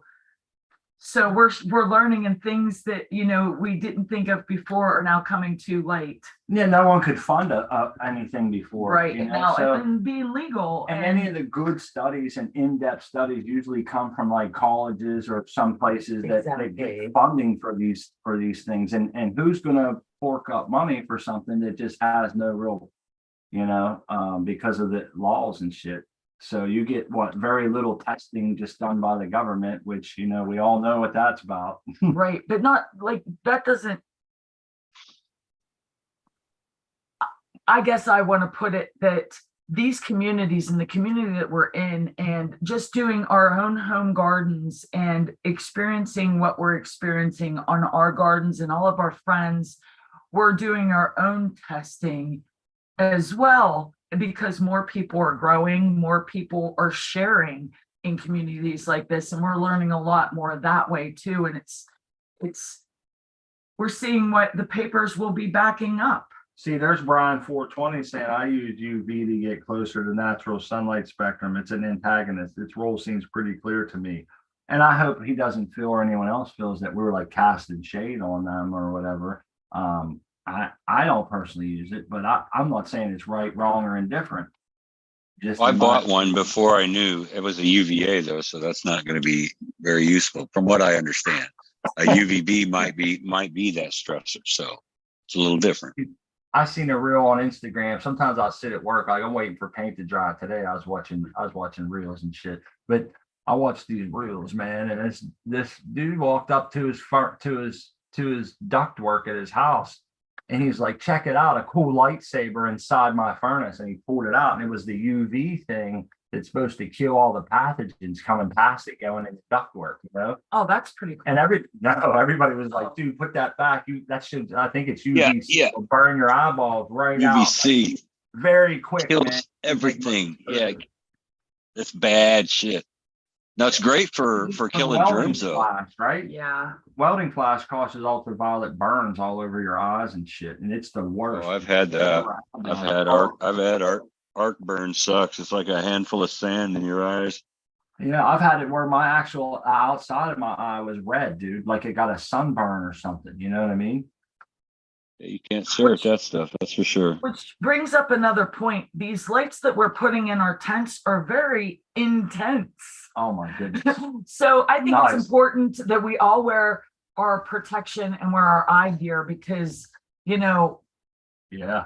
we don't want to damage our eyes with these lights. They're bright. And let's be honest, most of you are old. You already have bad eyesight. So you need to preserve all that you can. Now me, eyes like a hawk, man. I mean, Yeah. you know, it's very easy. Yep, exactly. Or Yeah, and- these are not. Yeah, but the thing is, nobody in the cannabis world makes the special glasses that fit over other glasses. Dude, that's a big, you're good right on, Art, man. I find that when it comes to good glasses, there's not many options in the cannabis community for these lights because I've had 3 different kinds at least, and they all sucked because they were all $15 for 2 pairs. Now you can go to the section, what are they called, or the class 8s, method 8s, whatever the hell they're called, but they want $180 for a pair of those. So there's a big difference, and I'm thinking, I keep breaking them. Matter of fact, I can go in there right now and show you 2 pair that have tape on them. Yeah, we tape them I'm up. always busting them, man. I don't know how I do it. Bull in a china shop, but I ain't buying no $180. There needs to be a middle of the road pair that's decent. And that's something I'm going to put out there. If anybody has fairly reasonably priced good glasses that work, because you know what my suspicion is that there's other places out there, like say the fishing community has a really good pair of glasses for what we do, and I just don't know about it because of the lenses and UV blockers and whatever all this shit we need in our glasses.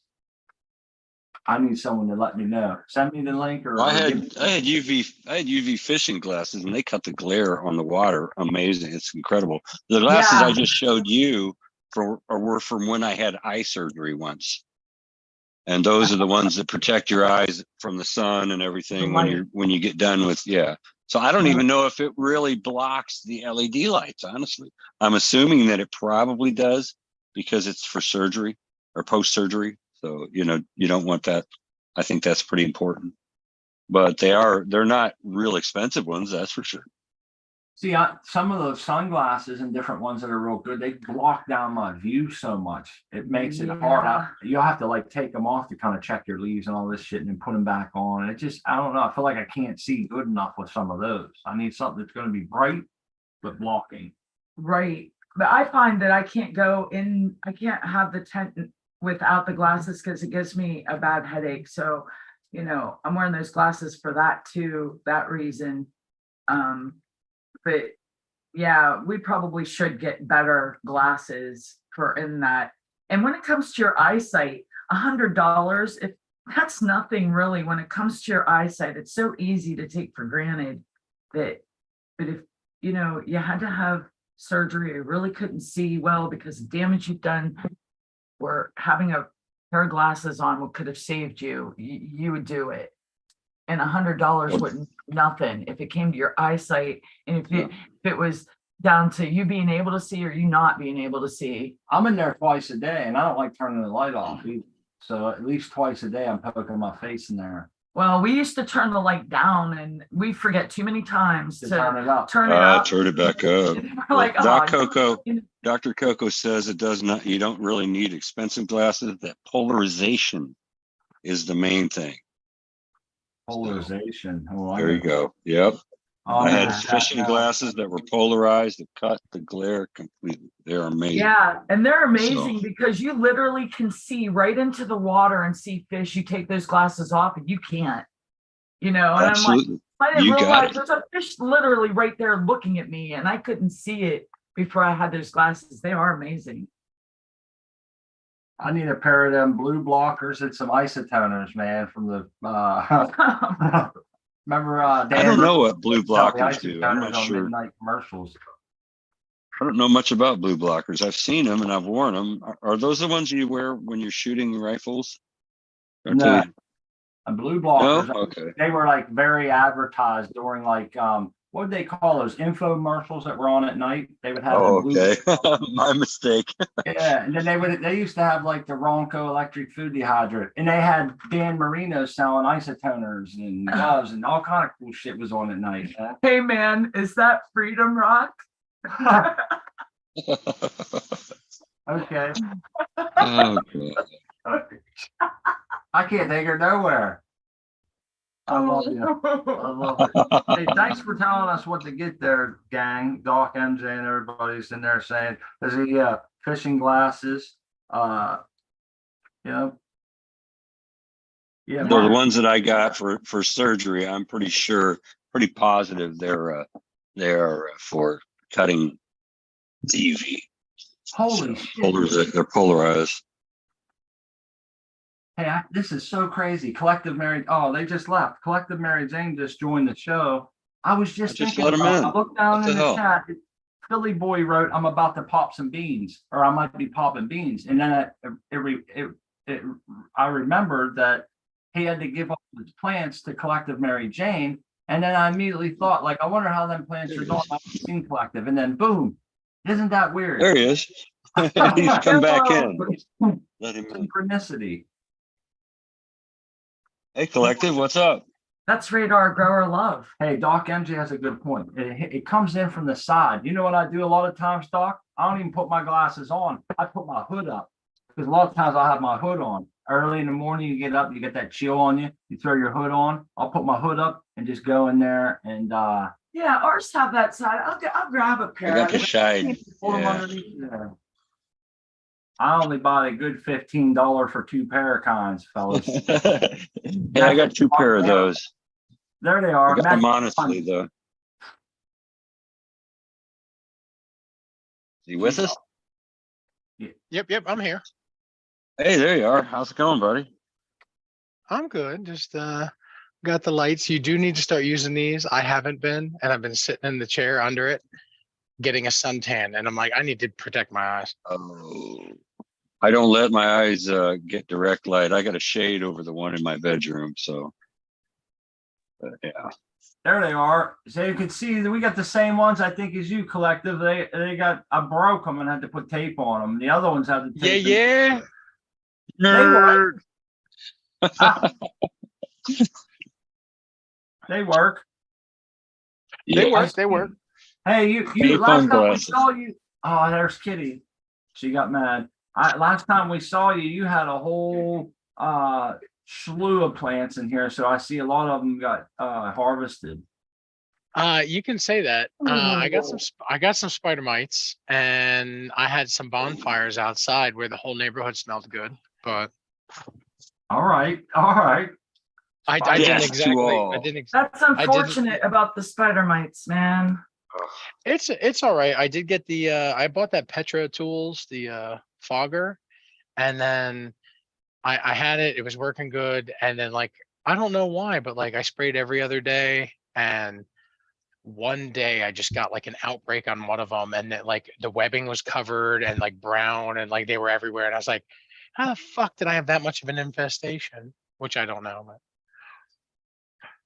Don't take long, does it? I mean, it's No, amazing. Those bugs, those it, animals are amazing. they did a number, but I did get to keep some stuff. These are my 88 G13 hash plants, and then I got Yep. my two Violet Beauregard moms in the back. Oh, Sweet, sweet. Towel.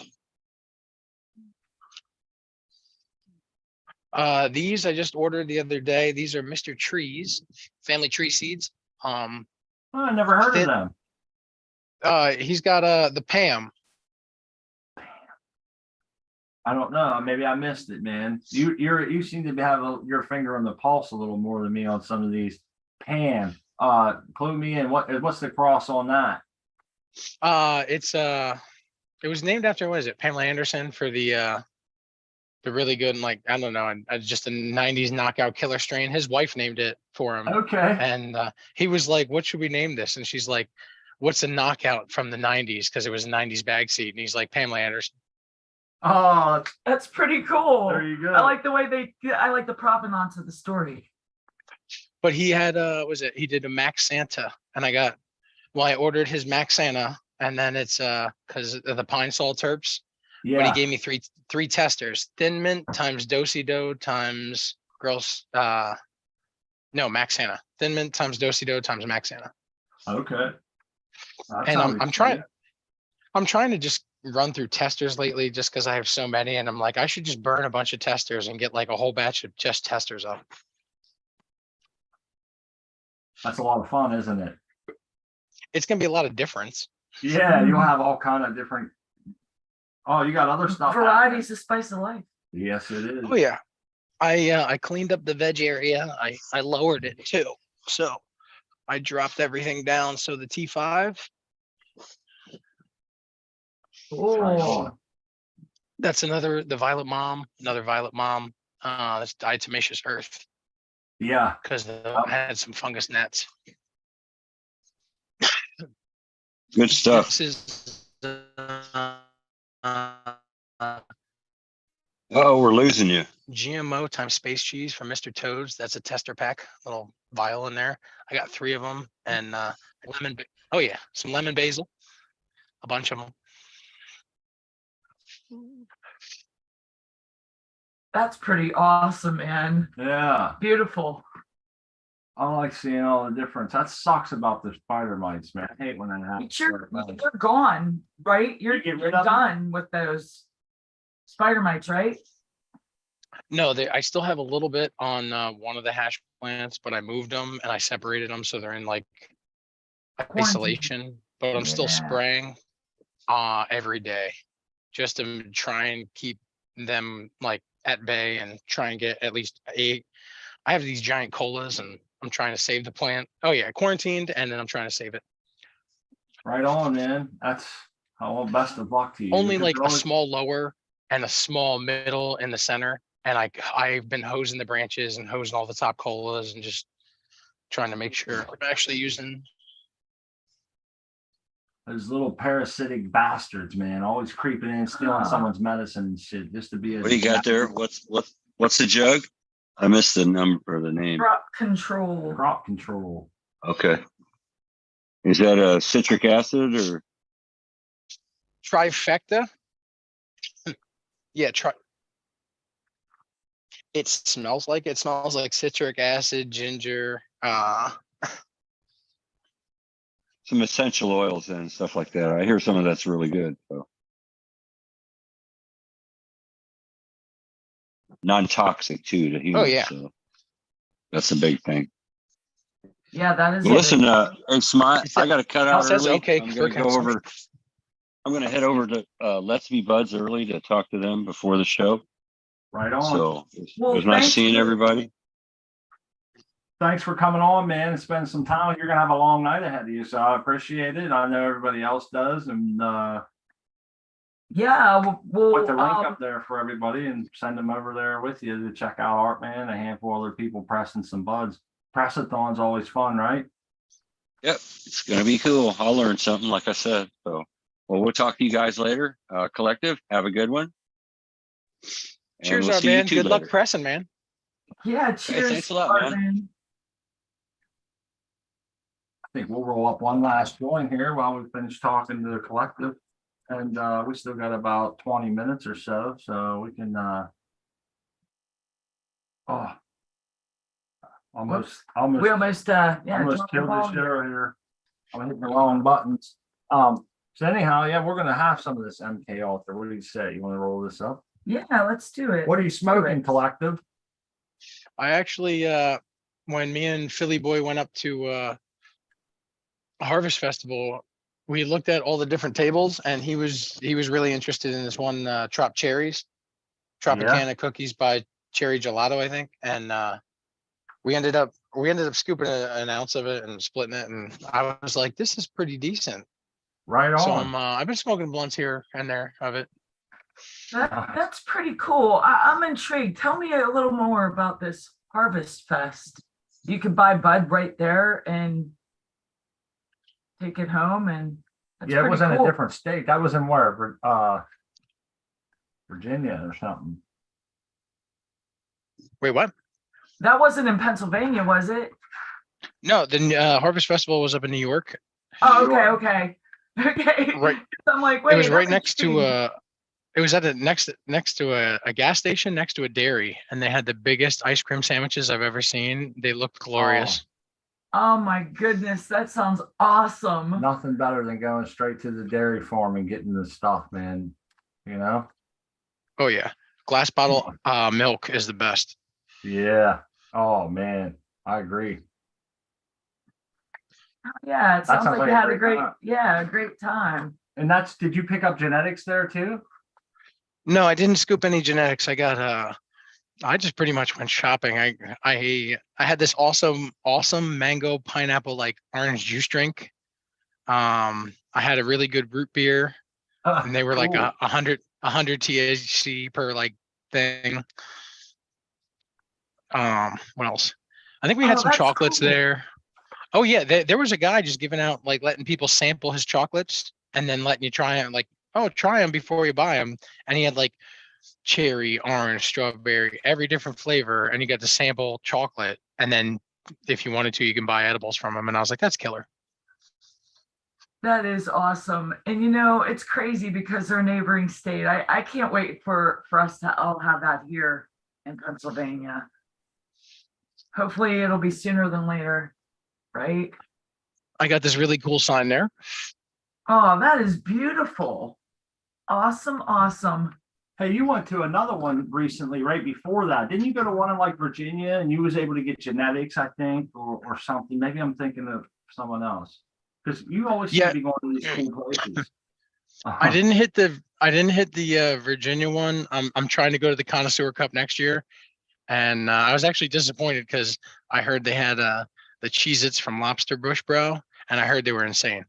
Yeah, he actually won a couple. I think he won like 2 different awards in 2 categories. Lobster Bush Bro, that's awesome.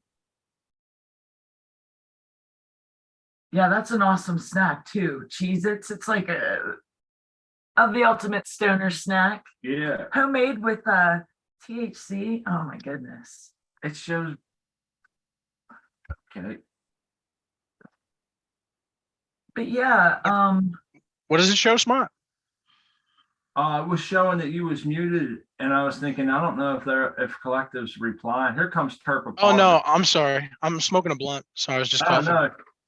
yeah, we get the coughs too. Yeah, welcome, Terpopotamus. That's such a cool name. Look at the I love logo. it. That is That's a really cool logo too. For looks like they're sure. still setting up their audio.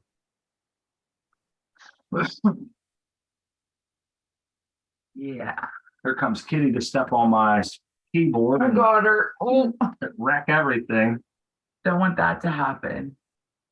I want while Terpopotamus is getting set up here, I wanted to say thanks to the chat for coming. And you know what? Let me let's see here. I'm not sure how to. Yeah, There we go. yeah, okay. Maybe you should try coming back in, Terpopotamus. We couldn't get your audio. Yeah, there's no audio. I was looking to see if there was something I did. But yeah, I got I want to say there's Puffy, Philly Boys in the chat.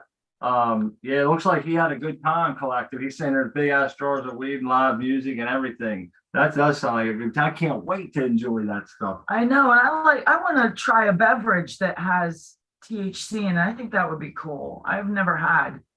Hey, I wanted to ask you, because I couldn't remember, was I seeing these drinks? Did they have weed in them or no? No, No, his okay. fizzy drinks, they didn't. Oh, now we lost. Oh, No. maybe not. There you are. Well, I don't know if it's us collective or not, but our shit seems to be acting real weird. Glitchy. We're having a Glitchy. little technical difficulty here tonight. But at least it's at the end of the show and not the beginning, right? No, I see Yeah. he says no. Okay. I don't know why I was thinking that the other day of if there was what was all in that. Because remember, he was making oil too. He Tincture. made that tincture oil. Yeah. And that maybe that's where I got That's maybe confused. where you got confused. Yeah. There's a lot of stuff happening and I get screwed up, but that was a cool sign collective guy. I like that wood carved sign. You see that? Oh, yeah, with the Grateful Dead Mm-hmm. and the inlay. That was really nice. Yeah. Smart and I have never been to a hemp themed festival, and that's unfortunate. We got to get out there and travel to one. See, they have them in Pittsburgh, but I'm thinking they're a joke. You know, it's not like we can. That's not a hemp festival. That's Yeah, it's that's not. But that's corporate cannabis coming to try and brainwash everybody into thinking that they're the best. And it's all these big companies that actually have lobbyists against home grows, and they come and throw this festival, and people go there and support it and spend a bunch of money and shit. And I personally boycott it, and it makes me feel better. Plus, I don't want to go there and show my face as an advocate and then come back home. I feel like I'm going to get busted. yeah, but I'm not sure that they're Maybe out I'm to part of be the doing problem. that. I've always felt that way though. But yeah, you know, someday maybe we'll make it out to a festival. I gotta try me root beer with some THC in it. Asana says they might do some now that they found out how to make water soluble THC and CBD. We're way behind, man. Puppy says we need to do a community cup. How would you do that? I don't even know what that means. Is that like finding the best bud? Because I Oh, guess if maybe. everybody wanted to just send a bunch of bud over here for me and Crispy to smoke and say, we decide who's the Yeah, best. you be the judge.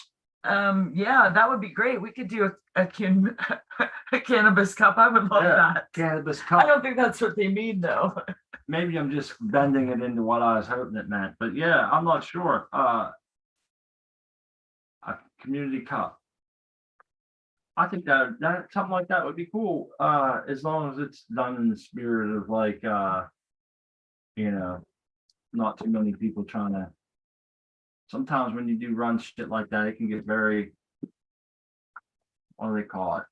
You know, people try to outdo each other, and so Oh, a competition? yeah, it comes a little bit different, you know. But Yeah, I don't really like it. there can be. If it brings the community together, though, yeah, we could do some community cup or something. And we're going to do a press show ourselves. We had talked about that even before tonight, before they did their show or having their lefty. Yeah, we mentioned it last week or. We had OC Grower lined up like 6 months ago, remember? And something fell through. I can't remember what it was. We get a hold of And him. we're gonna have to do it.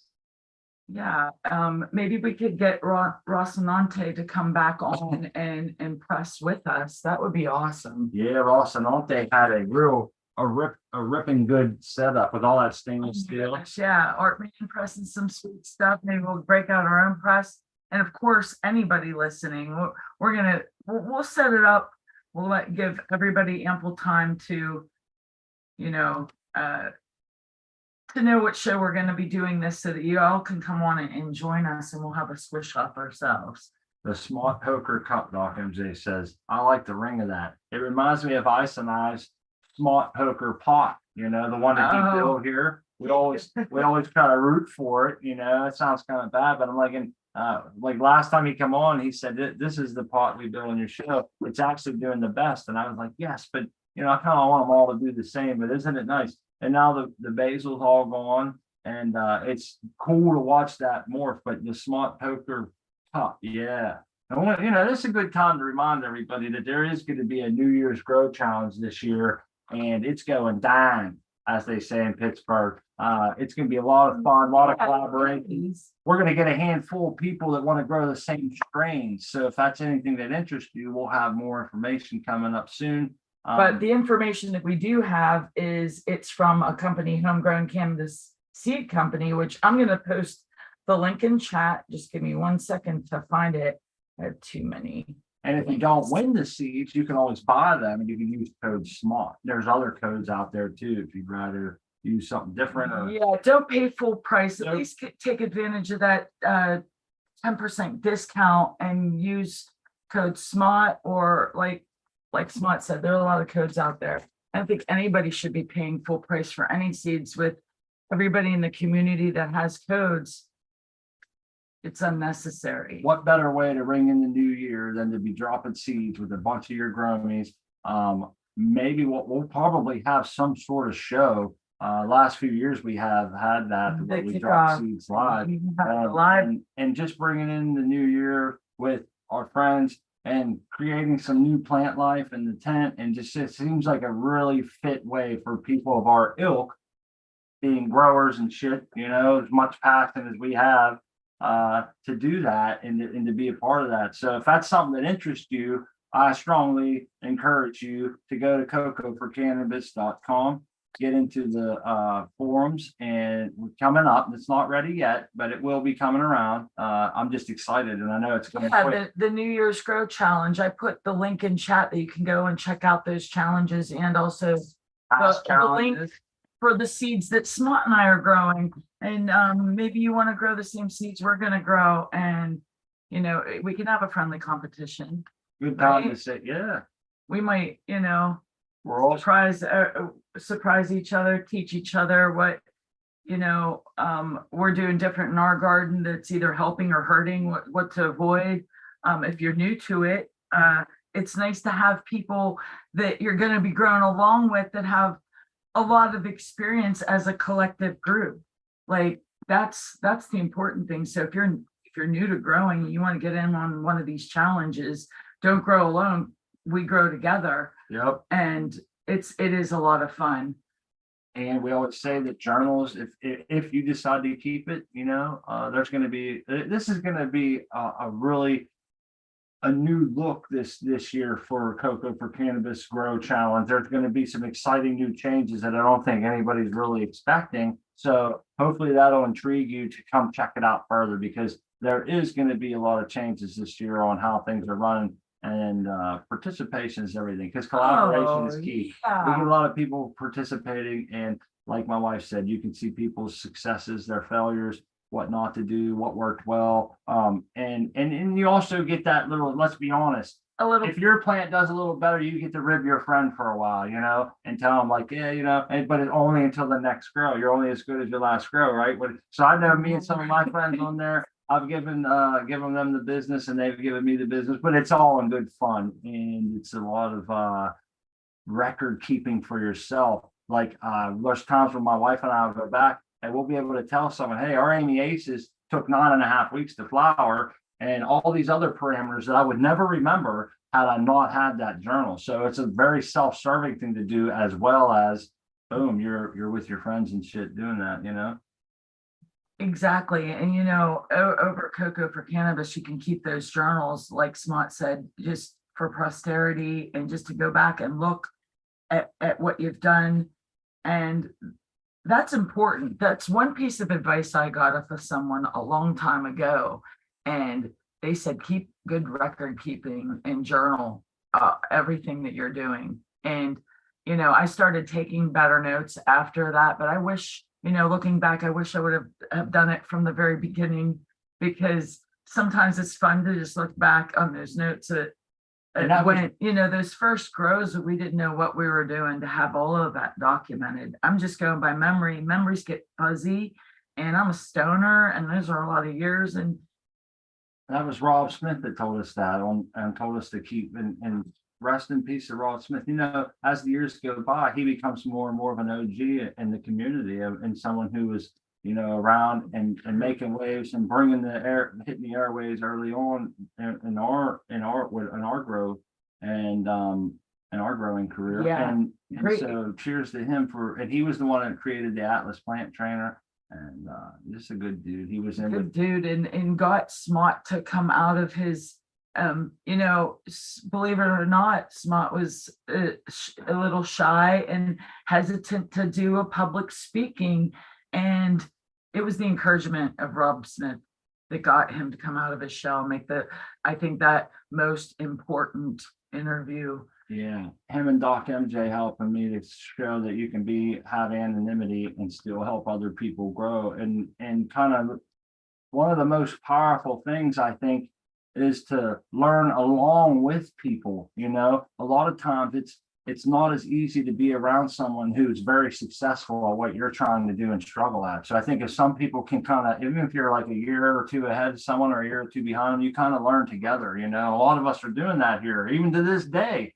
And so that's how, and it's always going to be that way for my wife and I. We're very inquisitive people. We always have questions. We always ponder things, the what, why, how, the science behind it and different things. So sometimes we get a little too far, we get circular with it, drive ourselves crazy, but it's all fun. it's fun. Wouldn't have it any other way. Writing some of that down too while we're doing it has helped over the years. And it's nice because Rob helped us come out of our shell. Well, me, I kind of helped my wife because I remember we wanted to start this show. yeah, He was I like, still get this too sometimes. Like, this is not as easy as and like last prisoner project, I was really nervous, and I don't know if it showed, but but then there's this, I was going with this. He helped me, I helped you, and now, and then other people have come on our show and said, this is the very first show I've ever felt comfortable coming on because of you guys. And I felt that way about Rob. So it really is a good warming feeling and to be able to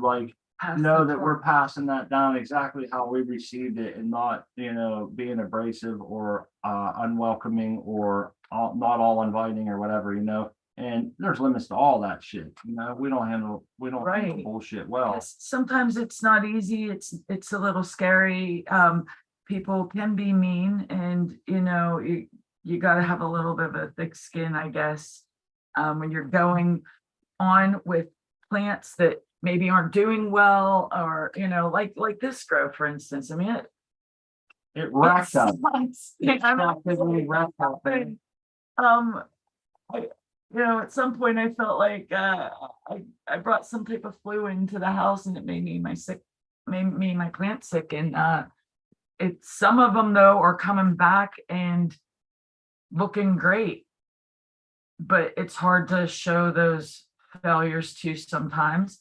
But it's also fun to share the successes, so you can't have both. I feel it's important to show those. Here's how we pulled through it. We panicked. Look, maybe we shouldn't have.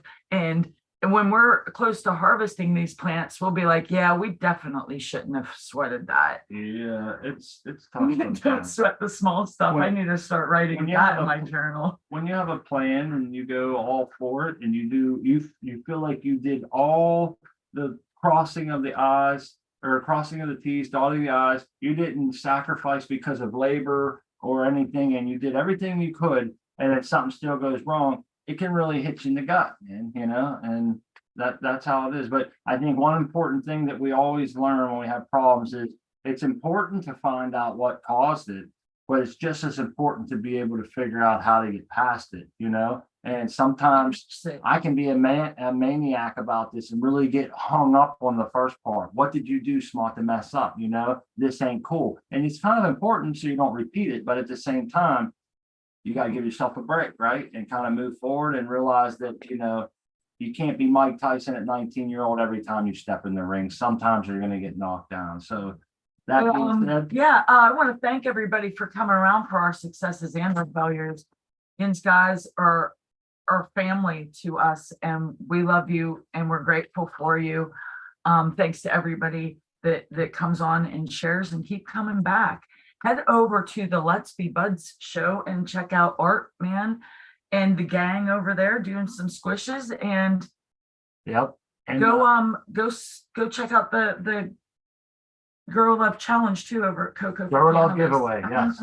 Yeah, the Girl Love giveaway. I'm Cultivar, sorry. yeah. Yeah. Girl Love giveaway. So that and go win yourself a light over there, folks. Yep, and there's always some codes below if you plan on buying a light or if you plan on buying some seeds or a Canatrol or anything like that. You know, you can always click the codes below. We try not to push them too much because, you know, if you want to buy something, we want to save you money, and that's what they're there for. We appreciate those people offering those codes for us and our listeners, so we want to make sure that we get them out there sometimes.